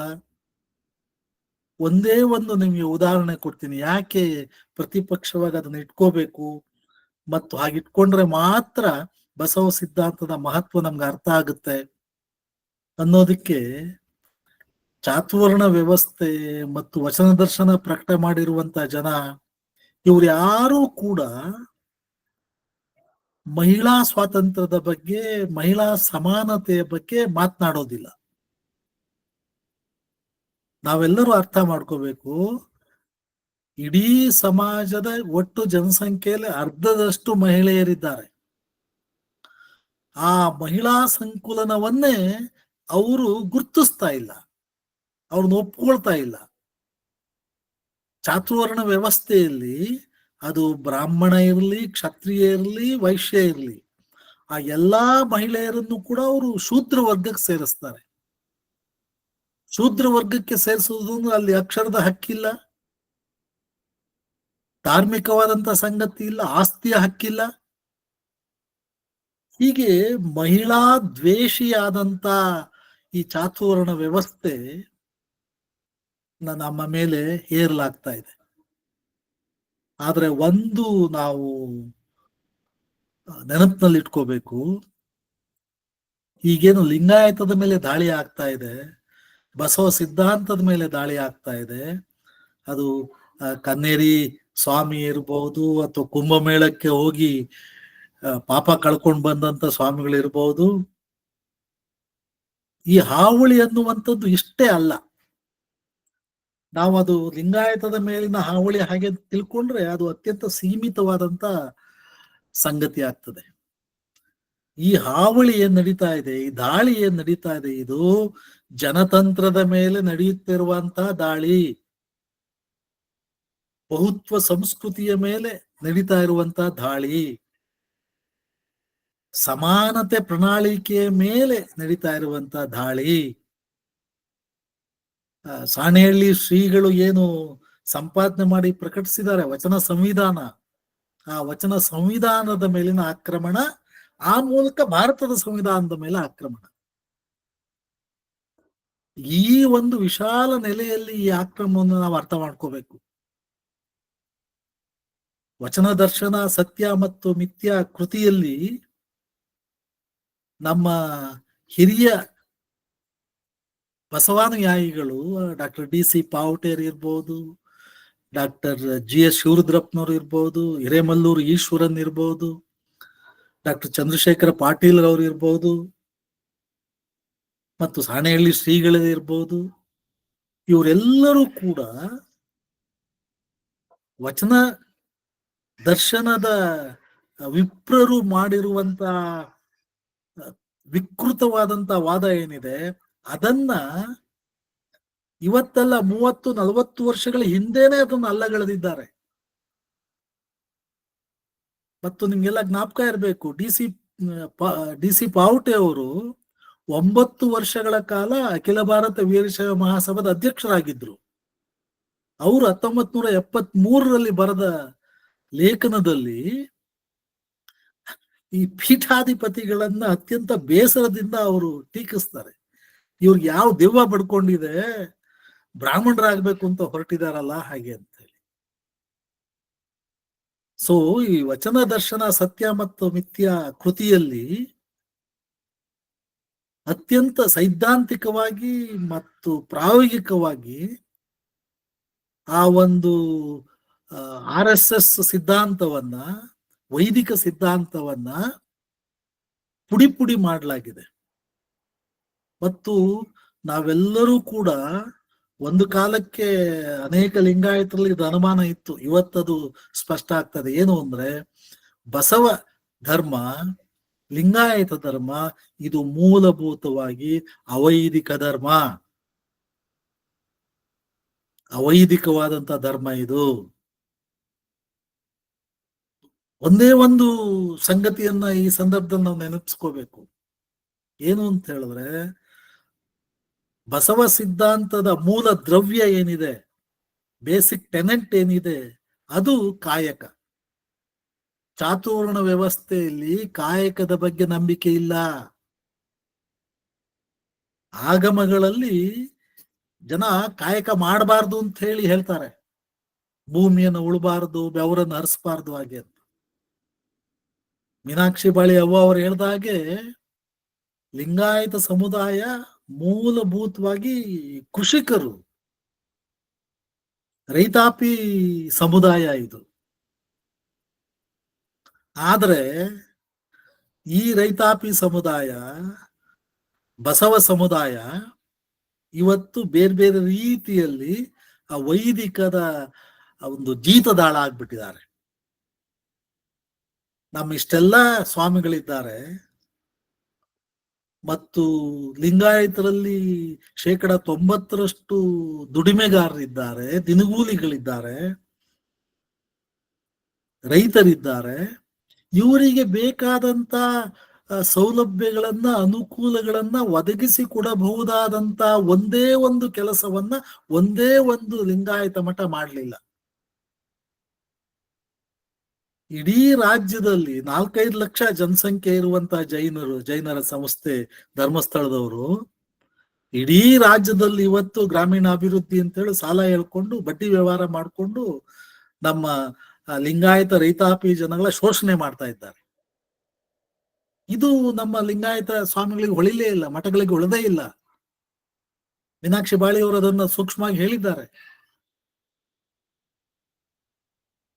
ಮತ್ತು ಇನ್ನೂ ಒಂದನ್ನ ನಾವು ಜ್ಞಾಪಕ ಇಟ್ಕೋಬೇಕು. ಇವತ್ತು ಈ ರೀತಿಯೆಲ್ಲ ದಾಳಿ ಆಗ್ತಾ ಇದೆ, ಆಕ್ರಮಣ ಆಗ್ತಾ ಇದೆ, ಇದರಿಂದ ದೊಡ್ಡ RSS ಸಂಸ್ಥೆ ಇದೆ, ಇದೆಲ್ಲ ಸರಿಯೇ. ಆದ್ರೆ ಲಿಂಗಾಯತರೇನಿದ್ದಾರೆ 2017ಕ್ಕೆ ಹಿಂದಿನ ಲಿಂಗಾಯತರಲ್ಲ, ಇವತ್ತಿನ ಲಿಂಗಾಯತರು. ಇದನ್ನ ಅರ್ಥ ಮಾಡ್ಕೋಬೇಕು. ಇವತ್ತಿನ ಲಿಂಗಾಯತರು 2017ಕ್ಕೆ ಪೂರ್ವದ ಲಿಂಗಾಯತರಲ್ಲ. ಕುಂಕುಮಧಾರಿ ರಾಜಕಾರಣಿಗಳ ಹಿಂದೆ ಲಿಂಗಾಯತರೆಲ್ಲರೂ ಕೂಡ ಇಲ್ಲ. ಕುಂಕುಮಧಾರಿ ಮಠಾಧೀಶರ ಹಿಂದೆ ಲಿಂಗಾಯತರು ಇಲ್ಲ. ಲಿಂಗಾಯತರು ಇವತ್ತು ಎಚ್ಚೆತ್ತುಕೊಂಡಿದ್ದಾರೆ. ಮೀನಾಕ್ಷಿ ಬಾಳಿಯವರ ನೇತೃತ್ವದಲ್ಲಿ ನಡೆದಂತಹ ದೊಡ್ಡ ಆಂದೋಲನದಲ್ಲಿ 250 ಎಕರೆ ಪ್ರದೇಶದಲ್ಲಿ 9 ದಿನಗಳ ಕಾಲ ಆಯೋಜಿಸಿದಂತ ಕೋಟ್ಯಾಂತರ ರೂಪಾಯಿ ಖರ್ಚು ಮಾಡಿ ಆಯೋಜಿಸಿದಂತ ಭಾರತ ಸಮಾವೇಶ ವಿಫಲ ಆಗೋಯ್ತು. ಮತ್ತು ವಿಶೇಷವಾಗಿ ಲಿಂಗಾಯತರನ್ನ ಕುಂಭಮೇಳಕ್ಕೆ ಕರ್ಕೊಂಡ್ಬರ್ಬೇಕು ಅಂತ ಹೇಳಿ ಆದಿತ್ಯನಾಥ್ ಅವರನ್ನು ಹೇಳಿದ್ರು, ಅದು ವಿಫಲವಾಗೋಯ್ತು. ದೊಡ್ಡ ಪ್ರಮಾಣದಲ್ಲಿ ಕರ್ನಾಟಕದ ಲಿಂಗಾಯತರು ಕುಂಭಮೇಳಕ್ಕೆ ಹೋಗಲಿಲ್ಲ. ಈ ಎಲ್ಲ ಸಂಗತಿಗಳನ್ನ ನಾವು ಅರ್ಥ ಮಾಡ್ಕೋಬೇಕು. ಇವತ್ತು ಲಿಂಗಾಯತ ಸಮುದಾಯ ಶಕ್ತಿಶಾಲಿಯಾಗಿದೆ. ಬಸವಣ್ಣನ ಬಗ್ಗೆ ದೊಡ್ಡ ನಿಜವಾದ ತಿಳುವಳಿಕೆ ಇವತ್ತು ಮೂಡ್ತಾ ಇದೆ. ಹೋಮ ಹವನಗಳನ್ನ ಕುಂಕುಮಧಾರಿ ರಾಜಕಾರಣಿಗಳು ಏನು ಮಂತ್ರಿಗಳಾದಾಗ ತಮ್ಮ ಕಚೇರಿಗಳಲ್ಲಿ ಮಾಡ್ತಾರಲ್ಲ, ಈ ಎಲ್ಲ ಸಂಗತಿಗಳನ್ನ ನಾವು ತ್ಯಜಿಸ್ತಾ ಇದ್ದೇವೆ. ಈ ಹಿನ್ನೆಲೆಯಲ್ಲಿ ನಾವು ವಚನ ದರ್ಶನ ಸತ್ಯ ಮಿಥ್ಯವನ್ನ ಅರ್ಥ ಮಾಡ್ಕೋಬೇಕು. ಒಂದು, ವಚನ ಸಾಹಿತ್ಯದ ಬಗ್ಗೆ ಬಸವ ಸಿದ್ಧಾಂತದ ಬಗ್ಗೆ ಮಾತನಾಡ್ಬೇಕಾದ್ರೆ ಪ್ರತಿಪಕ್ಷವಾಗಿ ಚಾತುರ್ಣ ವ್ಯವಸ್ಥೆಯನ್ನ ವೈದಿಕವನ್ನ ಇಟ್ಕೊಳ್ಳೇಬೇಕು. ಇಟ್ಕೊಂಡ್ರೇನೆ ಬಸವ ಸಿದ್ಧಾಂತ ಎಷ್ಟು ಮಹತ್ವವಾದದ್ದು, ಎಷ್ಟು ಗುರುತ್ವವಾದದ್ದು ಅಂತ ಅರ್ಥ ಆಗ್ತದೆ. ಒಂದು. ಎರಡನೇದ್ದು, ಈ RSS ನಡೀತಾ ಇರುವಂತ ದಾಳಿ ಕೇವಲ ಲಿಂಗಾಯತದ ಮೇಲೆ ಅಷ್ಟೇ ಅಲ್ಲ, ಇಡೀ ಜನತಂತ್ರದ ಮೇಲೆ, ಪ್ರಜಾಪ್ರಭುತ್ವ ವ್ಯವಸ್ಥೆ ಮೇಲೆ ಮಾಡ್ತಾ ಇರುವಂತ ದಾಳಿ, ಬಹುತ್ವ ಸಂಸ್ಕೃತಿಯ ಮೇಲೆ ಮಾಡ್ತಾ ಇರುವಂತ ದಾಳಿ, ದೇಶಿ ಭಾಷೆಗಳು ಕನ್ನಡದ ಮೇಲೆ ಮಾಡ್ತಾ ಇರುವಂತ ಹಾವಳಿ ಇದು. ಸಂಸ್ಕೃತವನ್ನ, ಹಿಂದಿಯನ್ನ ದೊಡ್ಡ ಪ್ರಮಾಣದಲ್ಲಿ ವಿಜೃಂಭಿಸಲಾಗ್ತಾ ಇದೆ. ವಚನ ಸಾಹಿತ್ಯ, ಬಸವ ಸಿದ್ಧಾಂತ ಹೇಳಿದ್ರೆ ಅದು ಕನ್ನಡ ಸಿದ್ಧಾಂತ, ಕನ್ನಡ ಧರ್ಮ.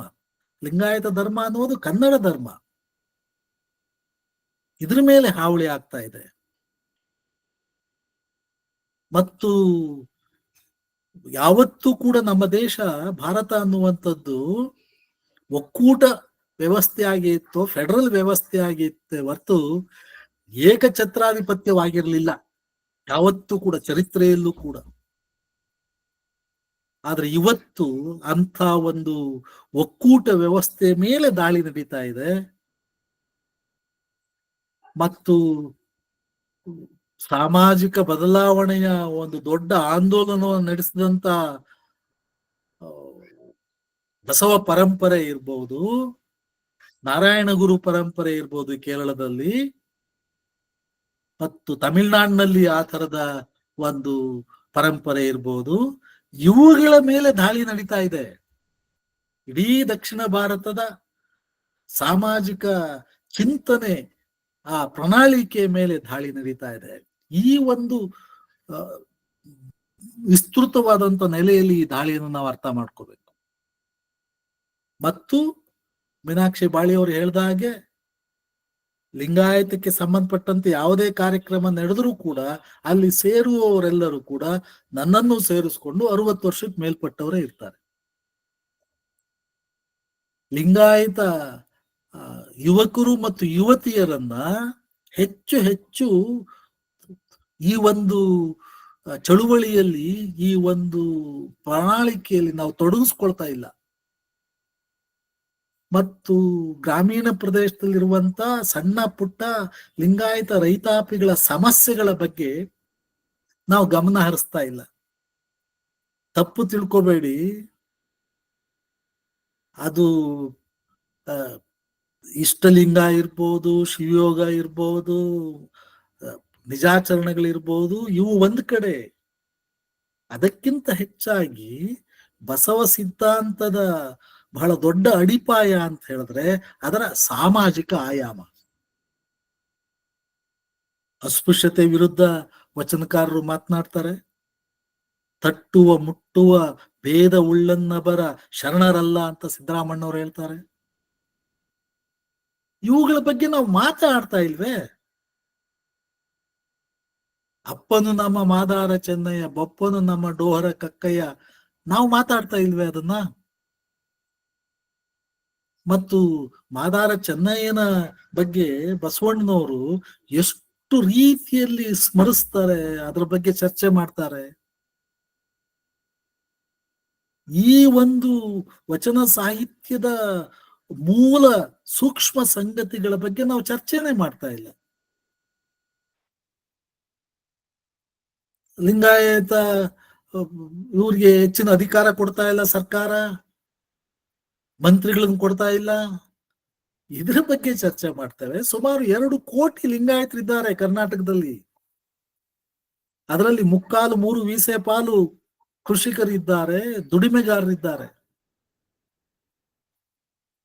ನಮ್ಮ ಅಲ್ಲಿರುವಂತ ಒಳ ಪಂಗಡಗಳನ್ನ RSS ಹೊಡಿತಾ ಇದೆ. ಅದನ್ನ ನಮ್ಮ ತೆಕ್ಕೆಗೆ ತೆಗೆದುಕೊಳ್ಳುವಂತಹ, ಅದು ಹಡಪದ ಸಮುದಾಯ ಇರ್ಬೋದು, ಹೂಗಾರರ ಸಮುದಾಯ ಇರ್ಬೋದು, ನೇಕಾರರ ಸಮುದಾಯ ಇರ್ಬೋದು, ಇಂಥ ಸಣ್ಣ ಪುಟ್ಟ ಸಮುದಾಯಗಳನ್ನ ನಮ್ಮ ತೆಕ್ಕೆಗೆ ತೆಗೆದುಕೊಳ್ಳುವಂತ ಪ್ರಯತ್ನವನ್ನ ಅಖಿಲ ಭಾರತ ವೀರಶೈವ ಮಹಾಸಭಾ ಮಾಡಲಿಲ್ಲ. ಈಗ ಕಾಲ ಪಕ್ವವಾಗಿದೆ. ಆ ತರದ ಒಂದು ಹೊಸ ಚಳುವಳಿಯನ್ನ, ಹೊಸ ಒಂದು ಚಟುವಟಿಕೆಯನ್ನು ನಾವು ಕೈಗೊಳ್ಳಬೇಕಾಗಿದೆ. ವಚನ ದರ್ಶನ ಸತ್ಯ ಮತ್ತು ಮಿಥ್ಯ ನಾಳೆ ದಿವಸ 27ನೇ ತಾರೀಕು ಬಸವ ಸಮಿತಿಯಲ್ಲಿ ಸಭಾಂಗಣದಲ್ಲಿ ಬಿಡುಗಡೆ ಆಗ್ತಾ ಇದೆ. ಮತ್ತು ಮೊನ್ನೆ ಧಾರವಾಡದಲ್ಲಿ ನಡೆದಂತ ಮಠಾಧೀಶರ ಒಕ್ಕೂಟದಲ್ಲಿ ಈ ಕೃತಿಯನ್ನ ರಾಜ್ಯದ ಎಲ್ಲ ಜಿಲ್ಲೆಗಳಲ್ಲೂ ಬಿಡುಗಡೆ ಮಾಡಬೇಕು, ಎಲ್ಲ ಜಿಲ್ಲೆಗಳಲ್ಲೂ ಅದನ್ನ ಜನರಿಗೆ ತಲುಪಿಸ್ಬೇಕು ಅನ್ನುವಂತ ತೀರ್ಮಾನವನ್ನು, ನಿರ್ಣಯವನ್ನು ಕೈಗೊಳ್ಳಲಾಗಿದೆ. ಮತ್ತು ಜಾಗತಿಕ ಲಿಂಗಾಯತ ಮಹಾಸಭಾನೂ ಕೂಡ ಈ ಬಗ್ಗೆ ಯೋಚನೆ ಮಾಡ್ತಾ ಇದೆ. ಸೊ ಬೆಂಗಳೂರಿನಲ್ಲಿ ಒಂದು ಆರಂಭದ ಒಂದು ಕಾರ್ಯಕ್ರಮವನ್ನು ನಾವು ರೂಪಿಸಿದ್ದೇವೆ. ಆದ್ರೆ ಇದು ಎಲ್ಲ ಜಿಲ್ಲೆಗಳಿಗೆ, ಎಲ್ಲ ತಾಲೂಕುಗಳಿಗೆ ತಲುಪಿಸ್ಬೇಕಾಗಿದೆ. ಆ ಸಂದರ್ಭದಲ್ಲಿ ನಾವೆಲ್ಲರೂ ಕೂಡ ಕೈ ಜೋಡಿಸಿ ಈ ಒಂದು ಅಭಿಯಾನ, ಪುಸ್ತಕ ಅಭಿಯಾನ, RSS ವಿರುದ್ಧದ ಅಭಿಯಾನ ಯಶಸ್ವಿಗೊಳಿಸ್ಬೇಕಾಗಿದೆ. ವಚನ ಸಂಸ್ಕೃತಿ, ವಚನ ದರ್ಶನ ಸತ್ಯ ಮಿಥ್ಯ ಕೃತಿಯಲ್ಲಿ ಬಹಳ ಮುಖ್ಯವಾಗಿ ನಾವು ವಾದ ಮಾಡಿರೋದೇನು, ವಚನಕಾರ ಲೇಖಕರು, ವಿದ್ವಾಂಸರು ಅಂತ ಹೇಳಿದ್ರೆ, ಲಿಂಗಾಯತರು ಹಿಂದೂಗಳಲ್ಲ ಒಂದು. ಎರಡನೇದ್ದು, ಲಿಂಗಾಯತವು ವೇದಾಗಮಳ ಭಾಗ ಅಲ್ಲ. ಲಿಂಗಾಯತವು ಸರ್ವತಂತ್ರ ಸ್ವತಂತ್ರ ಧರ್ಮ. ಪ್ರತಿಪಕ್ಷವಾಗಿ ಚಾತುರ್ಯವನ್ನು ಇಟ್ಕೊಂಡು ಬಸವ ಸಿದ್ಧಾಂತದ ಮಹತ್ವವನ್ನು ಅರ್ಥ ಮಾಡ್ಕೊಳ್ಳೋದು ಒಂದು ಬಗೆ. ಇನ್ನೊಂದು ಬಗೆ ಅಂತ ಹೇಳಿದ್ರೆ ಅದೊಂದು ಸ್ವತಂತ್ರವಾದಂತ ಒಂದು ಧರ್ಮ ಸಂಹಿತೆ. ಅದು it can stand on its own philosophy, on its own principles. ಚಾತುರ್ವರ್ಣವನ್ನು ಇಟ್ಕೊಂಡು ಅದರ ಮಿತಿಗಳನ್ನ ಚರ್ಚೆ ಮಾಡುವಂಥದ್ದು ಒಂದು. ಎರಡನೇದ್ದು, ಇದಕ್ಕೊಂದು ಸ್ವತಂತ್ರ ಅಸ್ತಿತ್ವ ಇದೆ, ಇದಕ್ಕೊಂದು 900 ವರ್ಷಗಳ ಪರಂಪರೆ ಇದೆ. ಸಮಾನತೆಯನ್ನ ಮುಖ್ಯವಾದ ಮೌಲ್ಯವಾಗಿ ಇಟ್ಕೊಂಡು ಲಿಂಗಾಯತ ಧರ್ಮ ರೂಪುಗೊಂಡಿದೆ. ಸರ್ ಟೈಮ್ ಆಯ್ತು ಸರ್, ಕ್ಷಮಿಸಬೇಕು. ಇಷ್ಟು ಸಂಗತಿಗಳನ್ನ ತಮ್ಮ ಮುಂದೆ ಮಂಡಿಸ್ತಾ ಇದ್ದೇನೆ. ಬಹಳ ಮುಖ್ಯವಾಗಿ ನನ್ನ ಕೋರಿಕೆ ಏನು ಅಂತ ಹೇಳಿದ್ರೆ, ವಚನ ದರ್ಶನ ಸತ್ಯ ಮಿಥ್ಯದ ಪ್ರಬಂಧಗಳನ್ನ ತಾವೆಲ್ಲರೂ ಕೂಡ ಅಧ್ಯಯನ ಮಾಡಬೇಕು ಒಂದು, ಮತ್ತು ಮೂಲಭೂತವಾಗಿ ವಚನಗಳನ್ನ ನಾವು ಅಧ್ಯಯನ ಮಾಡಬೇಕು. ಆಗ ಮಾತ್ರ ಅದರ ಮಹತ್ವ, ಅದರ ಅಗತ್ಯ, ಅದನ್ನ ಜೀವನದಲ್ಲಿ ಹೇಗೆ ಅಳವಡಿಸ್ಕೋಬೇಕು ಅನ್ನುವಂಥದ್ದು ಅರ್ಥ ಆಗ್ತದೆ. ಇಷ್ಟು ಸಂಗತಿಗಳನ್ನ ತಮ್ಮ ಜೊತೆ ಹಂಚ್ಕೊಳ್ಳಿಕ್ಕೆ ಅವಕಾಶ ಮಾಡಿಕೊಟ್ಟ ಬಸವ ರೇಡಿಯೋದ ಎಲ್ಲ ಪದಾಧಿಕಾರಿಗಳಿಗೆ ಶರಣಾರ್ಥಿಗಳು. ಶರಣಾರ್ಥಿಗಳು ಸರ್. ಲಿಂಗಾಯತರಿಗೆ ಒಂದು ಎಚ್ಚರಿಕೆ ಸಂದೇಶವನ್ನು ಕೊಟ್ಟಂತ ಡಾಕ್ಟರ್ ಚಂದ್ರಶೇಖರ್ ಸರ್ ಅವರಿಗೆ ಧನ್ಯವಾದಗಳು. ಈಗ ಸಮಾರೋಪದ ನುಡಿಗಳನ್ನು ಡಾಕ್ಟರ್ ಸೋಮಶೇಖರಪ್ಪ ಸರ್ ಅವರು ಮಾಡಲಿದ್ದಾರೆ. ಇಬ್ಬರು ಉಪನ್ಯಾಸಕರಿಗೆ ಧನ್ಯವಾದಗಳು. ಎರಡೂ ಉಪನ್ಯಾಸಕರು ತುಂಬಾ ಸ್ಪಷ್ಟವಾಗಿ ನಮಗೆ ಕೆಲವು ದಿಕ್ಸೂಚಿ ಒಂದು ದಾರಿಯನ್ನು ತೋರಿಸಿದ್ದಾರೆ. ಎಲ್ಲಿ ಏನೇ ಯಾವ ತರದ ಅಪಾಯಗಳು ಬರ್ತಾ ಇದ್ದಾವೆ ಅಂತ ಹೇಳಿ. ಅದ್ರ ಮುಂದೆನೆ ಮೀನಾಕ್ಷಿ ಬಾಯಿ ಅವ್ರನ್ನ ಮುಂದೆ ಒಂದು ದೊಡ್ಡ ಪ್ರಶ್ನೆ ಇಟ್ಟಿದ್ದಾರೆ. ವಾಟ್ ನೆಕ್ಸ್ಟ್, ಮುಂದೇನು ಅನ್ನೋ ಒಂದು ದೊಡ್ಡ ಪ್ರಶ್ನೆ ಇಟ್ಟಿದ್ದಾರೆ. ಮತ್ತೆ ಅವ್ರು ಹೇಳಿದ್ದನ್ನೇ ನಾನು ಸಮರೈಸ್ ಮಾಡ್ಲಿಕ್ಕೆ ಹೋಗೋದಿಲ್ಲ.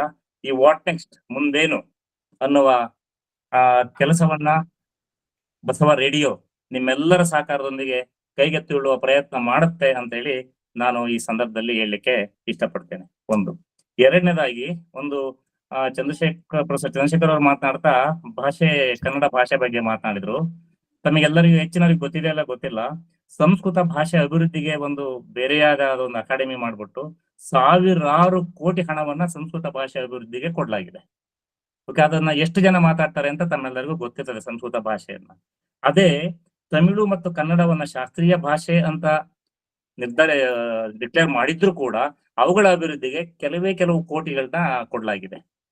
ಈ ತಾರತಮ್ಯ, ಇದರ ಹಿಂದಿನ ಉದ್ದೇಶ ದುರ್ದೇಶ ಇದೆಲ್ಲದೂ ಒಂದು ಅಜೆಂಡಾದ ಬೇರೆ ಬೇರೆ ಭಾಗ ಅಷ್ಟೇ. ನಿಮ್ಮ ಎಲ್ಲ ಗಮನಕ್ಕೆ ತರಲಿಕ್ಕೆ ಬಯಸ್ತೇನೆ. ನಾನು ನನ್ನ ಚಿಕ್ಕ ಒಂದು ಸ್ವಾತಂತ್ರ್ಯನ ತಗೊಂಡು ನನ್ನ ಸಮಾರೋಪ ಇಲ್ಲಿಗೆ ಮುಗಿತು. ಇನ್ನು ಒಂದು ಚಿಕ್ಕ ಸ್ವಾತಂತ್ರ್ಯ ತಗೊಂಡು ನಾನು ಇವತ್ತು ನಮ್ಮ ಸಭೆಯಲ್ಲಿ ಡಾಕ್ಟರ್ ವಿಜಯ್ ಕುಮಾರ್ ಕಮ್ಮಾರ್ ಅವರು ಬಂದಿದ್ದಾರೆ. ಅವರು ಬರೆದಿರುವ ವಚನ ದರ್ಶನ ಅಪಸವ್ಯ ಮತ್ತು ಅಧ್ವಾನ ಎಂಬ ಪುಸ್ತಕವನ್ನ ನಾಳೆ ವಚನ ದರ್ಶನ ಸತ್ಯಮಿತ್ಯ ಬಿಡುಗಡೆ ಮಾಡುವ ವೇದಿಕೆಯಲ್ಲೇ ಅದನ್ನು ಕೂಡ ಬಿಡುಗಡೆ ಮಾಡ್ತಾ ಇದ್ದಾರೆ. ಅವರು ನಮ್ಮ ಜೊತೆಯಲ್ಲಿದ್ದಾರೆ. ನಾನು ನಮ್ಮ ಸಂಪಾದಕ ಮಂಡಳಿಯ ಎಲ್ಲರನ್ನು ಕ್ಷಮೆ ಕೇಳಿ ನಾನು ಅವ್ರಿಗೆ 5 ನಿಮಿಷಗಳ ಕಾಲ ಅವರು ಮಾತಾಡ್ಲಿ ಅಂತ ನಾವು 5 ನಿಮಿಷ ಎಕ್ಸ್ಟೆಂಡ್ ಮಾಡೋ ನಮ್ಮ ಮೀಟಿಂಗ್ ಅನ್ನ ನಾನು ಅವರನ್ನ ಕರಿತಾ ಇದ್ದೇನೆ, ರಿಕ್ವೆಸ್ಟ್ ಮಾಡ್ತೇನೆ. ಕುಮಾರ್ ಅಣ್ಣವರು ಅವ್ರಿಗೊಂದು ಅವಕಾಶ ಮಾಡ್ಕೋಬೇಕು. ಡಾಕ್ಟರ್ ವಿಜಯ್ ಕುಮಾರ್ ಕಮ್ಮಾರ್ ಅವರಿದ್ದಾರೆ, ಅವರ ಪುಸ್ತಕ ಕೂಡ ನಾಳೆ ಬಿಡುಗಡೆ ಇದೆ. ಇದಕ್ಕೆ ಸಂಬಂಧಪಟ್ಟ ಹಾಗೆ ಅವ್ರನ್ನ 5 ನಿಮಿಷಗಳ ಕಾಲ ಅವ್ರಿಗೆ ಕೊಡ್ಬೇಕಂತ ನಾನು ನಿಮ್ಮಲ್ಲಿ ಕೇಳ್ಕೊಳ್ತಾ ಇದ್ದೇನೆ. ಕಮ್ಮಾರ್ ಸರ್, ತಾವು ಮಾತಾಡ್ಬೋದು ಸರ್ ಈಗ.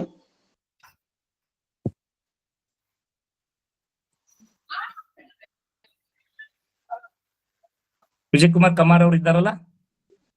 ವಿಜಯ್ ಕುಮಾರ್ ಕಮ್ಮಾರ್ ಸರ್ ಇಲ್ಲ, ಲೆಫ್ಟ್ ಆಗಿರ್ಬೇಕು ಸರ್ ಅವರು.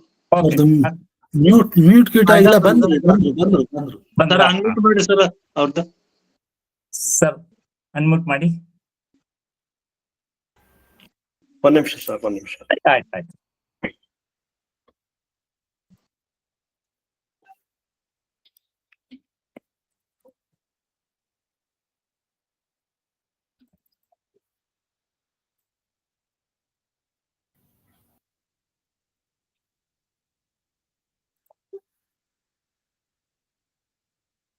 ಸರ್ ಕೇಳಿಸ್ತಾ ಇದೆಯಾ? ಹಾ, ಈಗ ಕೇಳಿಸ್ತಾ ಇದೆ ಸರ್. ಸರ್ ಕೇಳಿಸ್ತಾ?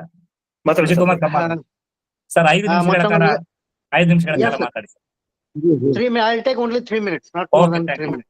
Okay sir. ನನಗೆ ಅವಕಾಶ ಮಾಡಿಕೊಟ್ಟಂತಹ ಎಲ್ಲ ಪದಾಧಿಕಾರಿಗಳಿಗೆ ಧನ್ಯವಾದಗಳನ್ನ ತಿಳಿಸ್ತಾ,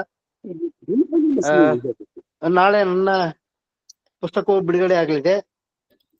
ಆಗ್ಲೇ ಹೇಳಿದಾಗೆ ನಾನು ಲೇಖನಗಳನ್ನ ಎಲ್ಲಾ ಕಡೆ ಹಂಚಿದಾಗ ಬಹಳಷ್ಟು ಪ್ರತಿರೋಧ ಬಂತು. ಮೇಲಾಗಿ ಜನಮೇಜಯ ಉಮರ್ಜಿ ಅವರು ಬಹಳ ಹಾರ್ಶ್ ಆಗಿ ನನ್ನ ಮೇಲೆ ಇದ್ ಮಾಡಿದ್ರು. ನಾನು ಹೇಳಿದೆ, ನೀವ್ ಏನೇ ಹಾರ್ಶ್ ಆಗಿ ಮಾತಾಡಿ, ಹೊಡಿರಿ ಬಡಿರಿ ಎಲ್ಲ ಮಾಡ್ರಿ, ಆದ್ರೆ ತಾತ್ವಿಕವಾಗಿ ಅದ್ರಲ್ಲಿ ನಾನು ಏನ್ ಬರ್ದಿನ ಅದನ್ನ ರೆಫ್ಯೂಟ್ ಮಾಡಿ. ನೀವ್ ಏನ್ ಬರ್ದಿದ್ರ ಅದನ್ನ ನಾನು ರೆಫ್ಯೂಟ್ ಮಾಡಿದೀನಿ, ಅದನ್ನ ರೆಫ್ಯೂಟ್ ಮಾಡಿ ಅಂತ ಹೇಳಿದಾಗ 2 ತಿಂಗಳಾಯ್ತು, ಇನ್ನೂವರೆಗೂ ಒಂದು ಸುದ್ದಿ ಇಲ್ಲ.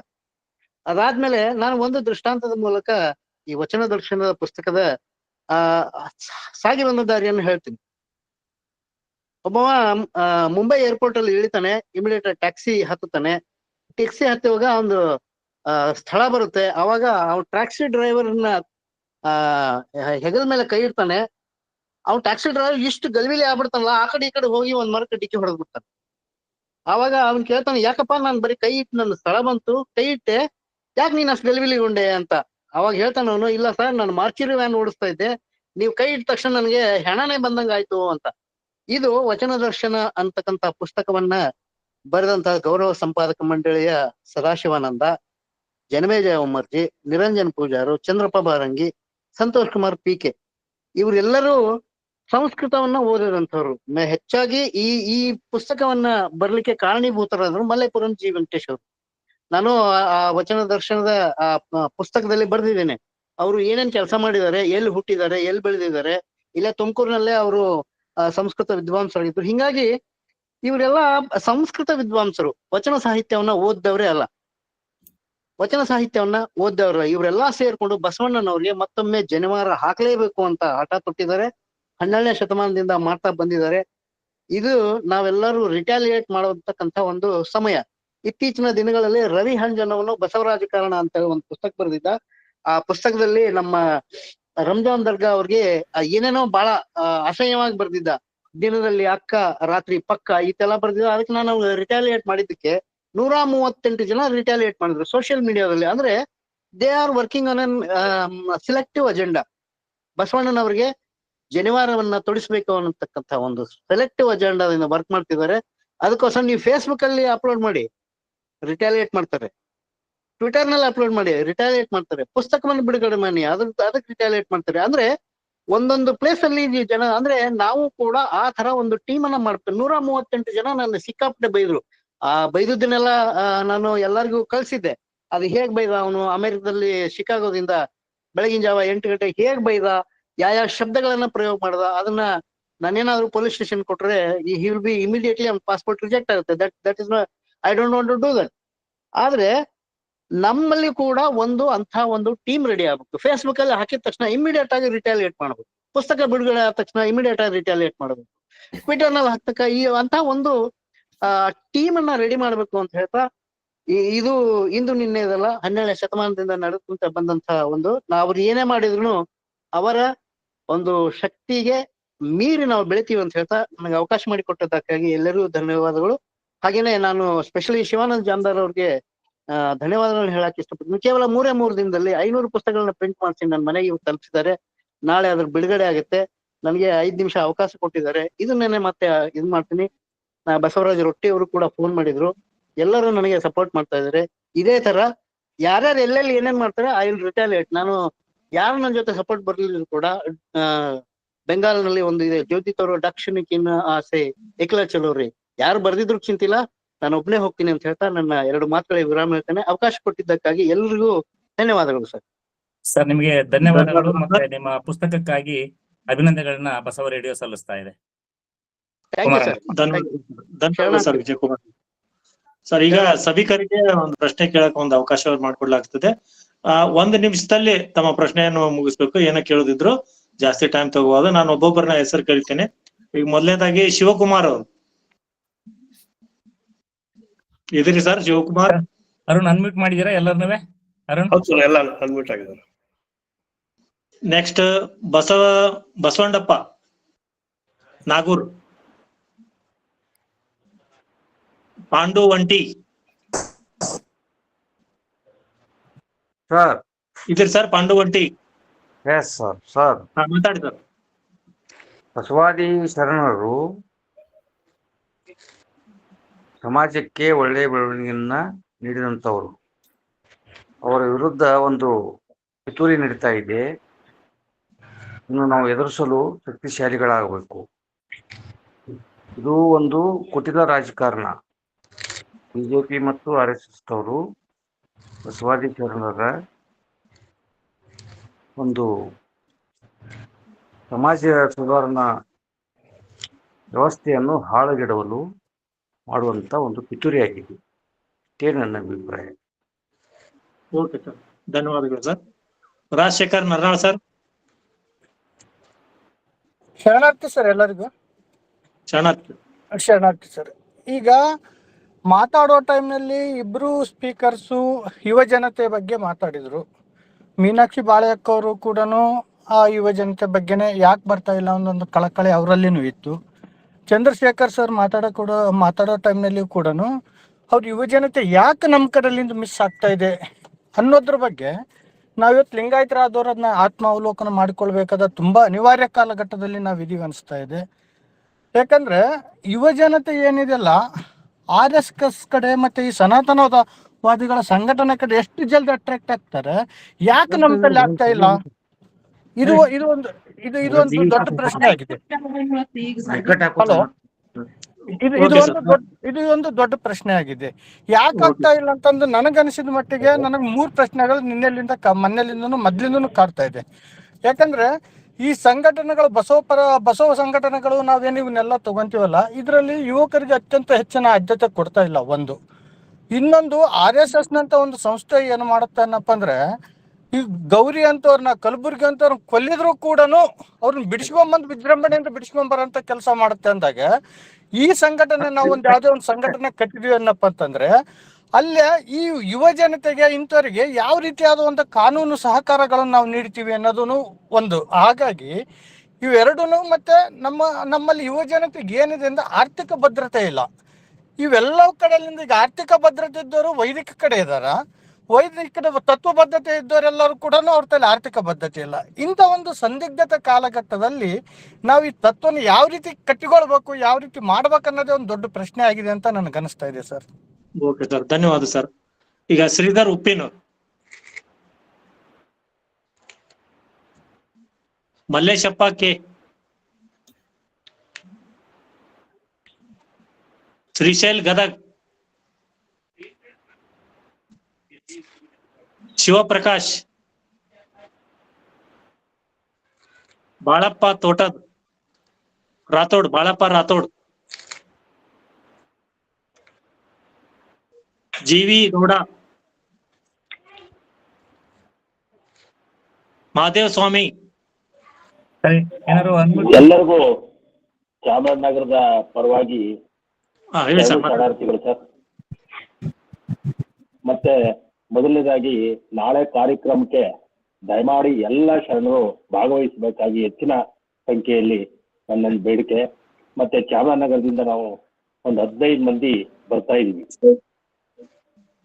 ಅದಕ್ಕೆ ಆಯೋಜನೆ ಮಾಡುತ್ತಿರತಕ್ಕಂಥ ಎಲ್ಲರಿಗೂ ಕೂಡ ನಾವು ನಮ್ಮ ಚಾಮರಾಜನಗರದ ಪರವಾಗಿ ಶರಣಾರ್ಥಿಗಳು ತಿಳಿಸ್ತಾ ಇದ್ದೀನಿ. ಮತ್ತೆ ಈಗ ಎಲ್ಲ ಮಾತಾಡಿದ್ರು, ದಯಮಾಡಿ ಒಂದ್ ನಿಮಿಷ ಅವಕಾಶ ಕೊಡಿ. ಎಲ್ಲ ಮಾತಾಡಿದ್ರು RSS BJP ಅಂತ, ಅದ್ರ ಬಗ್ಗೆ ಯಾಕೆ ಮಾತಾಡ್ಬೇಕು? ನಮ್ಮ ಧರ್ಮ, ನಮ್ಮ ಬಸವ ಧರ್ಮ, ಲಿಂಗಾಯತ ಧರ್ಮ, ನಮ್ಮ ಯುವಶಕ್ತಿ, ಅದ್ರ ಬಗ್ಗೆನೇ ಮಾತಾಡೋಣ. ಅದನ್ನ ಯಾಕೆ ಹೆಸರು ಕರಿಬೇಕು ಅಂತ ನನ್ನ ಅನಿಸಿಕೆ. ಕುಮಾರ್ ಸರ್, ನಾನು ಉಮೇಶ್ ಮಾತಾಡ್ತೀನಿ. ಮಾತಾಡಿ ಸರ್. ಇಬ್ಬರು ಪುಸ್ತಕನೂ ಇದು ಮಾಡ್ತೀರಿ, ಮೀನಾಕ್ಷಿ ಬಾಳಿ ಇದಕ್ಕೆ ಏನು ಮಾಡ್ಲೇ ಇಲ್ವಲ್ಲ, ಫಸ್ಟ್ ಮಾಡಿದವರೇ ಅವರು. ಇದ್ರ ಜೊತೆಲಿ ಮಾಡಿದ್ರೆ ಅವ್ರದ್ದು ಚೆನ್ನಾಗಿತ್ತಲ್ಲ, ಒಳಗೊಳ್ಳುವಿಕೆ ಅಲ್ವೇ, ಅದು ಬಸವ ಧರ್ಮ ಅಲ್ವಾ?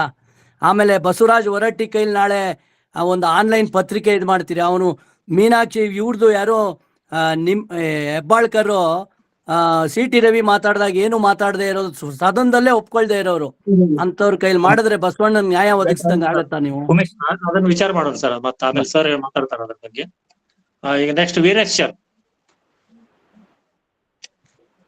ವೀರರಾಜ್ ಇನ್ನೊಬ್ರು, ನಾಗೂರ್ ಅವ್ರು ಬಂದಿರಿ ಸರ್. ಶಿವಗಪ್ಪ, ಶಿವ ಸಜ್ಜನ್,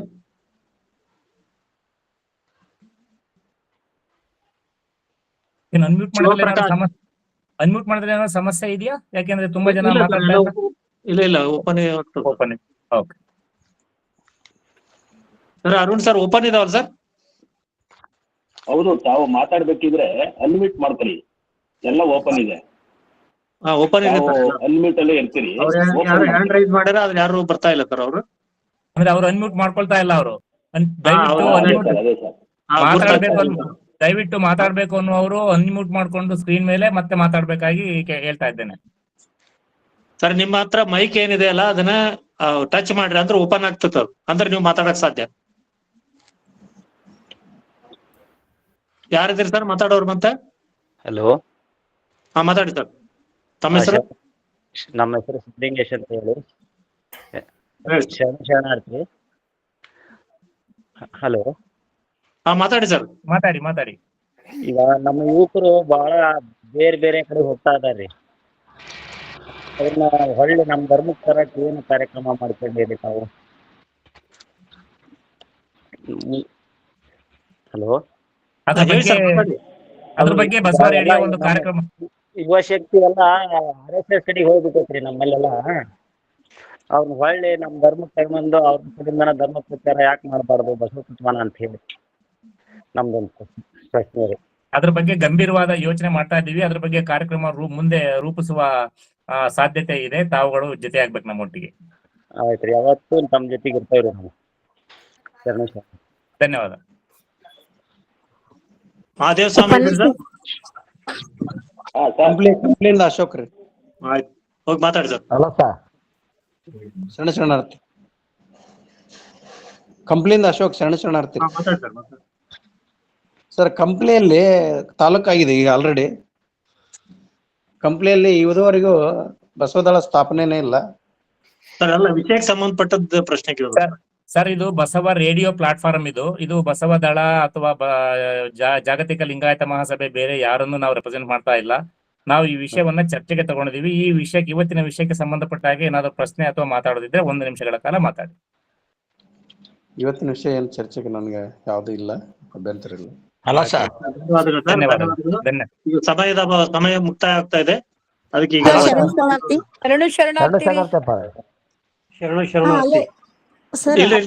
ವಚನ ಮಂಗಲ ಇದೆ, ವಚನ ಮಂಗಲ ಮತ್ತೆ ಅಪ್ಪವ್ರೆ ನಾವೊಬ್ರು ಹೆಣ್ಮಕ್ಳು ಮಾತಾಡ್ತೀವ್ರಿ. ಮಾತಾಡ್ರಿ. ಶರಣಾರ್ಥಿ ರೀ ಅಪ್ಪವ್ರೆ. ಶರಣಾರ್ಥಿ. ಎಲ್ಲಾ ಶರಣರಿಗೂ ಮತ್ತು ಶರಣಿಯರು. ನಾನು ಮಾಲತಿ ರೇಷ್ಮಿ ಅಂತ. ನಮ್ಮ ಒಂದು ಬಸವ ತತ್ವದ ಬಗ್ಗೆ ನಾವು ಮುಂದುವರ್ಸಲಿಕ್ಕೆ ಹೋಗ್ಲಿಕ್ಕೆ ಇವತ್ತು ಯುವ ಜನರು ಯಾಕೆ ಕಡಿಮೆ ಆಗ್ತಾರ ಅಂದ್ರ ನನ್ನ ಉದ್ದೇಶ ಒಂದು ಹೇಳ್ತೀನಿ. ನನ್ನ ಬಲ್ಲಿ ಆದಂತ ಒಂದು ಘಟನೆ. ನಾವು ಇಲ್ಲಿ ಸಿದ್ದೇಶ್ವರ ಕಾಲನಿಯಲ್ಲಿ ನಾವು ಬಸವಣ್ಣನ ಮೂರ್ತಿಯನ್ನು ಇಡ್ಬೇಕು ಅಂತೇಳಿ ನಾವೆಲ್ಲ ನಮ್ಮ ಒಂದು ಏರಿಯಾ ಜನರೆಲ್ಲ ಕಲ್ತು ಒಂದು ಭಾಗ ಮಾಡಿದ್ವಿ. ಅದು CS ಸೈಟ್ ಇತ್ತು. ಅದಕ್ಕ ಅವ್ರಿ ಫುಲ್ ಬಸವಣ್ಣನ ಒಂದು ಪ್ರವಚನ, ಬಸವ ಗಾರ್ಡನ್ ಅಂತ ಹೆಸರಿಟ್ಟಿವಿ. ಎಲ್ಲಾ ಒಪ್ಕೊಂಡ್ರು, ನಾವೇ ನಿಂತ್ ಕ್ಲೀನ್ ಮಾಡಿದ್ವಿ, ಎಲ್ಲಾ ಮಾಡಿದ್ವಿ. ಓಕೆ. ಆಮೇಲೆ ಈ ವಿಷಯಕ್ಕೆ ಸಂಬಂಧಪಟ್ಟದ್ದು ಏನಾರ ಇದ್ರೆ ಕೇಳ್ರಿ. ಅಲ್ರಿ, ನಾನು ಯಾಕಂದ್ರೆ ನಂಬಲ್ಲಿ ಯಾಕೆ ನಾವು ಹಿಂದುಳಿಲಿಕ್ಕೆ ಕಾರಣ ಅಂದ್ರೆ ಇದು ಒಂದು ಉದಾಹರಣೆ, ಜೀವಂತ ಉದಾಹರಣೆ ಹೇಳ್ತೀನಿ ಸರ್. 2 ಮಿನಿಟ್. ಅದನ್ನ ಮತ್ತೆ ಈ ವೈದಿಕ ಧರ್ಮದವ್ರು ಏನ್ ಮಾಡಿದ್ರು, ಇಲ್ಲ ಇಲ್ಲಿ ಈಶ್ವರ ಗುಡಿ ಮಾಡ್ಬೇಕು, ಅದು ಮಾಡ್ಬೇಕಂತ ಅರ್ಧ ಭಾಗ ಮಾಡ್ಕೊಟ್ರಿ. ಈಗ ಹೆಂಗ್ ಅಣ್ಣ ತಮ್ಮರು ಭಾಗ ಆಗ್ತಾರ ಹಂಗ ನಮ್ಮಪ್ಪ ಬಸವಣ್ಣಗೆ ಅರ್ಧ ಕೊಟ್ರು, ಅವ್ರ ಅರ್ಧ ಕೊಟ್ರು. ಆಯ್ತು, ಅದನ್ನು ಆಯ್ತು. ಆಗಿಂದ ವೈದಿಕ ಜನರು ತಮ್ಮ ಒಂದು ಕೈಬಲ ಹೆಚ್ಚಾಗಿ ಈಗೇನ್ ಅಂತೀವಲ್ಲ ನಾವು, ಇದು ಏನದು ಬಜರಂಗ್ ದಳಿ ಅದಕ್ಕೆ ಇದಕ್ ಬಂದು ಮತ್ತೆ ಒಂದು ಅಲ್ಲಿ ಏನು ಇಲ್ಲೇ ಒಂದು ಹನುಮನ್ ದೇವರು ಉದ್ಭವ ಆಗ್ಬೇಕು ಅಂತೇಳಿ ಬಂದ್ರು. ಅವಾಗ ನಾವು ಜೋರಾಗೆ ಎಲ್ಲಾ ಮಾಡಿದ್ವಿ. ಬಹಳಷ್ಟು ಜನರಿಗೆ ಬಸವ ತತ್ವದವರಿಗೆ ಎಲ್ಲರಿಗೆ ಕರೆದು ಒಂದಿನ ನಿಂತ್ರು, ಬಹಳಷ್ಟು ಹೋರಾಡಿದ್ವಿ. ಅಂದ್ರೂ ನಮ್ಮಲ್ಲಿ ಸಪೋರ್ಟ್ ಮಾಡ್ಲಿಕ್ಕೆ ರೆಡಿ ಇರಲ್ಲ. ಯಾಕಂದ್ರೆ ಬರೇ ಭಾಷಣದಿಂದ ಏನೋ ಕೆಲಸ ಆಗಲ್ಲ ಸರ್. ಅದನ್ನ ನಾವು ಇಳಿಬೇಕು. ನನ್ನ ಒಂದು ವ್ಯಕ್ತಿ ಏನಂದ್ರೆ ನಾವೆಲ್ಲರೂ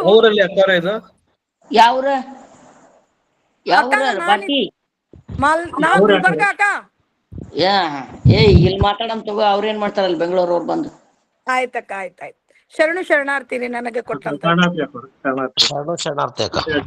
ಶರಣ ಸಮರ್ಪಣೆಯನ್ನ ನಾಗರತ್ನ JK ಅವರು ಮಾಡ್ತಾ ಇದ್ದಾರೆ. ಅಕ್ಕ ಅವರೇ. ಹಲೋ. ಓಂ ಶ್ರೀ ಗುರುಬಸವಲಿಂಗಾಯ ನಮಃ. ಎಲ್ಲರಿಗೂ ಭಕ್ತಿಯ ಶರಣಾರ್ಥಿಗಳು. ಮೊದಲನೇದಾಗಿ ವಚನ ದರ್ಶನ ಸತ್ಯ ಮತ್ತು ಮಿಥ್ಯ ಎನ್ನುವುದರ ಬಗ್ಗೆ ಹಾಗೂ ಕನ್ನೇರಿ ಮಠದ ಸ್ವಾಮೀಜಿಯವರ ಬಗ್ಗೆ ತುಂಬಾ ತೀಕ್ಷ್ಣವಾಗಿ ಹಾಗೂ ಕಠೋರವಾದ ನುಡಿಗಳಿಂದ ಸತ್ಯ ದರ್ಶನ ಮಾಡಿಸಿದಂತಹ ತಾಯಿ ಮೀನಾಕ್ಷಿ ಬಾಳಿ ಅವ್ವನವರಿಗೆ ನನ್ನ ಭಕ್ತಿಯ ಶರಣಾರ್ಥಿಗಳು. ನಂತರ ಮೃದು ವಚನವೇ ಎನಗೆ ತಪಂಗಳಯ್ಯ, ಮೃದು ವಚನವೇ ಎನಗೆ ಜಪಂಗಳಯ್ಯ ಎನ್ನುವ ಹಾಗೆ ತಮ್ಮ ಮೃದು ವಚನದಿಂದಲೇ ವಿಚಾರಗಳನ್ನ ಸಾದರಪಡಿಸಿದಂತಹ TR ಚಂದ್ರಶೇಖರ್ ಅಪ್ಪನವರಿಗೂ ನನ್ನ ಭಕ್ತಿಯ ಶರಣಾರ್ಥಿಗಳು. ನಂತರ ನಾಳೆ ಬಿಡುಗಡೆ ಮಾಡಲಿರುವಂತಹ ವಚನ ಪುಸ್ತಕವನ್ನ ಬಿಡುಗಡೆ ಮಾಡ್ತಾ ಇರುವಂತಹ ಡಾಕ್ಟರ್ ವಿಜಯಕುಮಾರ್ ಕಮ್ಮಾರ್ ಅಣ್ಣನವರಿಗೆ ಅಭಿನಂದನೆಗಳನ್ನ ಹೇಳ್ತಾ, ಹಾಗೂ ಇವತ್ತಿನ ಕಾರ್ಯಕ್ರಮದಲ್ಲಿ ಅವರು ಕೂಡ ತಮ್ಮ ವಿಚಾರಗಳನ್ನ ತುಂಬಾ ಸೂಕ್ಷ್ಮವಾಗಿ ಕೆಲವು ವಿಚಾರಗಳನ್ನ ತಿಳಿಸಿದಂತಹ ವಿಜಯಕುಮಾರ್ ಅಣ್ಣನವರಿಗೂ ಕೂಡ ನನ್ನ ಭಕ್ತಿಯ ಶರಣಾರ್ಥಿಗಳು. ಹಾಗೆ ಈ ಬಸವ ರೇಡಿಯೋ ವನ್ನ ಪ್ರಾರಂಭ ಮಾಡಲು ಮೂಲಭೂತವಾಗಿ ಅರುಣ್ ಕುಮಾರ್ ಅಣ್ಣನವರು, ಹಾಗೆ ಸೋಮಶೇಖರ್ ಅಣ್ಣನವರು, ಕುಮಾರಣ್ಣನವರು, ಹೀಗೆ ಅನೇಕರು ಇಲ್ಲಿ ಕೈ ಜೋಡಿಸಿದ್ದಾರೆ. ಹಾಗೆ ಇವತ್ತಿನ ಕಾರ್ಯಕ್ರಮದಲ್ಲೂ ಕೂಡ ಅನೇಕ ಬಸವಾಭಿಮಾನಿಗಳು ಬಂದು ಎಲ್ಲರೂ ತಮ್ಮ ಅಭಿಪ್ರಾಯಗಳನ್ನು ಕೂಡ ತಿಳಿಸಿದ್ದಾರೆ. ಕೆಲವರು ಎಲ್ಲರಿಗೂ ಕೂಡ ನನ್ನ ಭಕ್ತಿಯ ಶರಣಾರ್ಥಿಗಳನ್ನ ತಿಳಿಸ್ತಾ ಒಂದು ವಚನವನ್ನ ಹೇಳಿ ಸಮಾಪ್ತಿ ಮಾಡಿಸ್ತಾ ಇದ್ದೀನಿ. ಅತ್ತಲಿತ್ತ ಹೋಗದಂತೆ ಹೆಳವನ ಮಾಡಯ್ಯ ತಂದೆ, ಸುತ್ತಿ ಸುಳಿದು ನೋಡದಂತೆ ಅಂಧಕನ ಮಾಡಯ್ಯ ತಂದೆ, ಮತ್ತೊಂದು ಕೇಳದಂತೆ ಕಿವುಡನ ಮಾಡಯ್ಯ ತಂದೆ, ನಿಮ್ಮ ಶರಣರ ಪಾದವಲ್ಲದೆ ಅನ್ಯ ವಿಷಯ ಕೆಳಿಸದಂತಿರಿಸು ಕೂಡಲ ಸಂಗಮ ದೇವ. ಎಲ್ಲರಿಗೂ ಮತ್ತೊಮ್ಮೆ ಭಕ್ತಿಯ ಶರಣು ಶರಣಾರ್ಥಿಗಳು. ಜೈ ಗುರು ಬಸವೇಶ್ವರ ಶರಣು ಶರಣಾರ್ಥಿ. ಜೈ ಗುರು ಎಲ್ಲರಿಗೂ ಬಸವೇಶ್ವರ. ಶರಣು ಶರಣಾರ್ಥಿ. ಎಲ್ಲರಿಗೂ ಶರಣು ಶರಣಾರ್ಥಿ. ಶರಣಾರ್ಥಿಗಳು. ಇದೇ ಕಾರ್ಯಕ್ರಮ ಇಂಥ ಕಾರ್ಯಕ್ರಮಗಳು ಮತ್ತೆ ಮೂಡಿ ಬರಲಿ. ಎಲ್ಲರಿಗೂ ಶರಣ ಶರಣ. ಜೈ ಗುರು ಬಸವೇಶ ಹರರ ಮಹಾದೇಶ್ವ ಗುರು ಬಸವೇಶ್ವರ ಮಹಾತ್ಮ ಕಿ ಜೈ. ಸಕಲ ಚರಣ ಸಂತೋ ಕಿ ಜೈ. ಎಲ್ಲರಿಗೂ ಶರಣು ಶರಣಾರ್ಥಿಗಳು. ಎಲ್ಲರಿಗೂ ಶರಣ ಶರಣಾರ್ಥಿ. ಎಲ್ಲರಿಗೂ ಶರಣು ಶರಣಾರ್ಥಿಗಳು.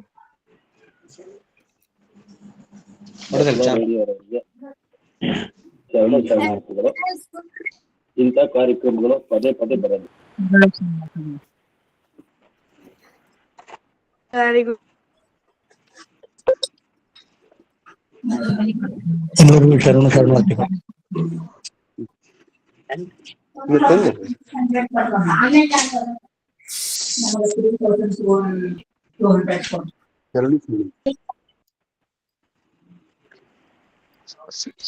ಸರ್ ನಂದು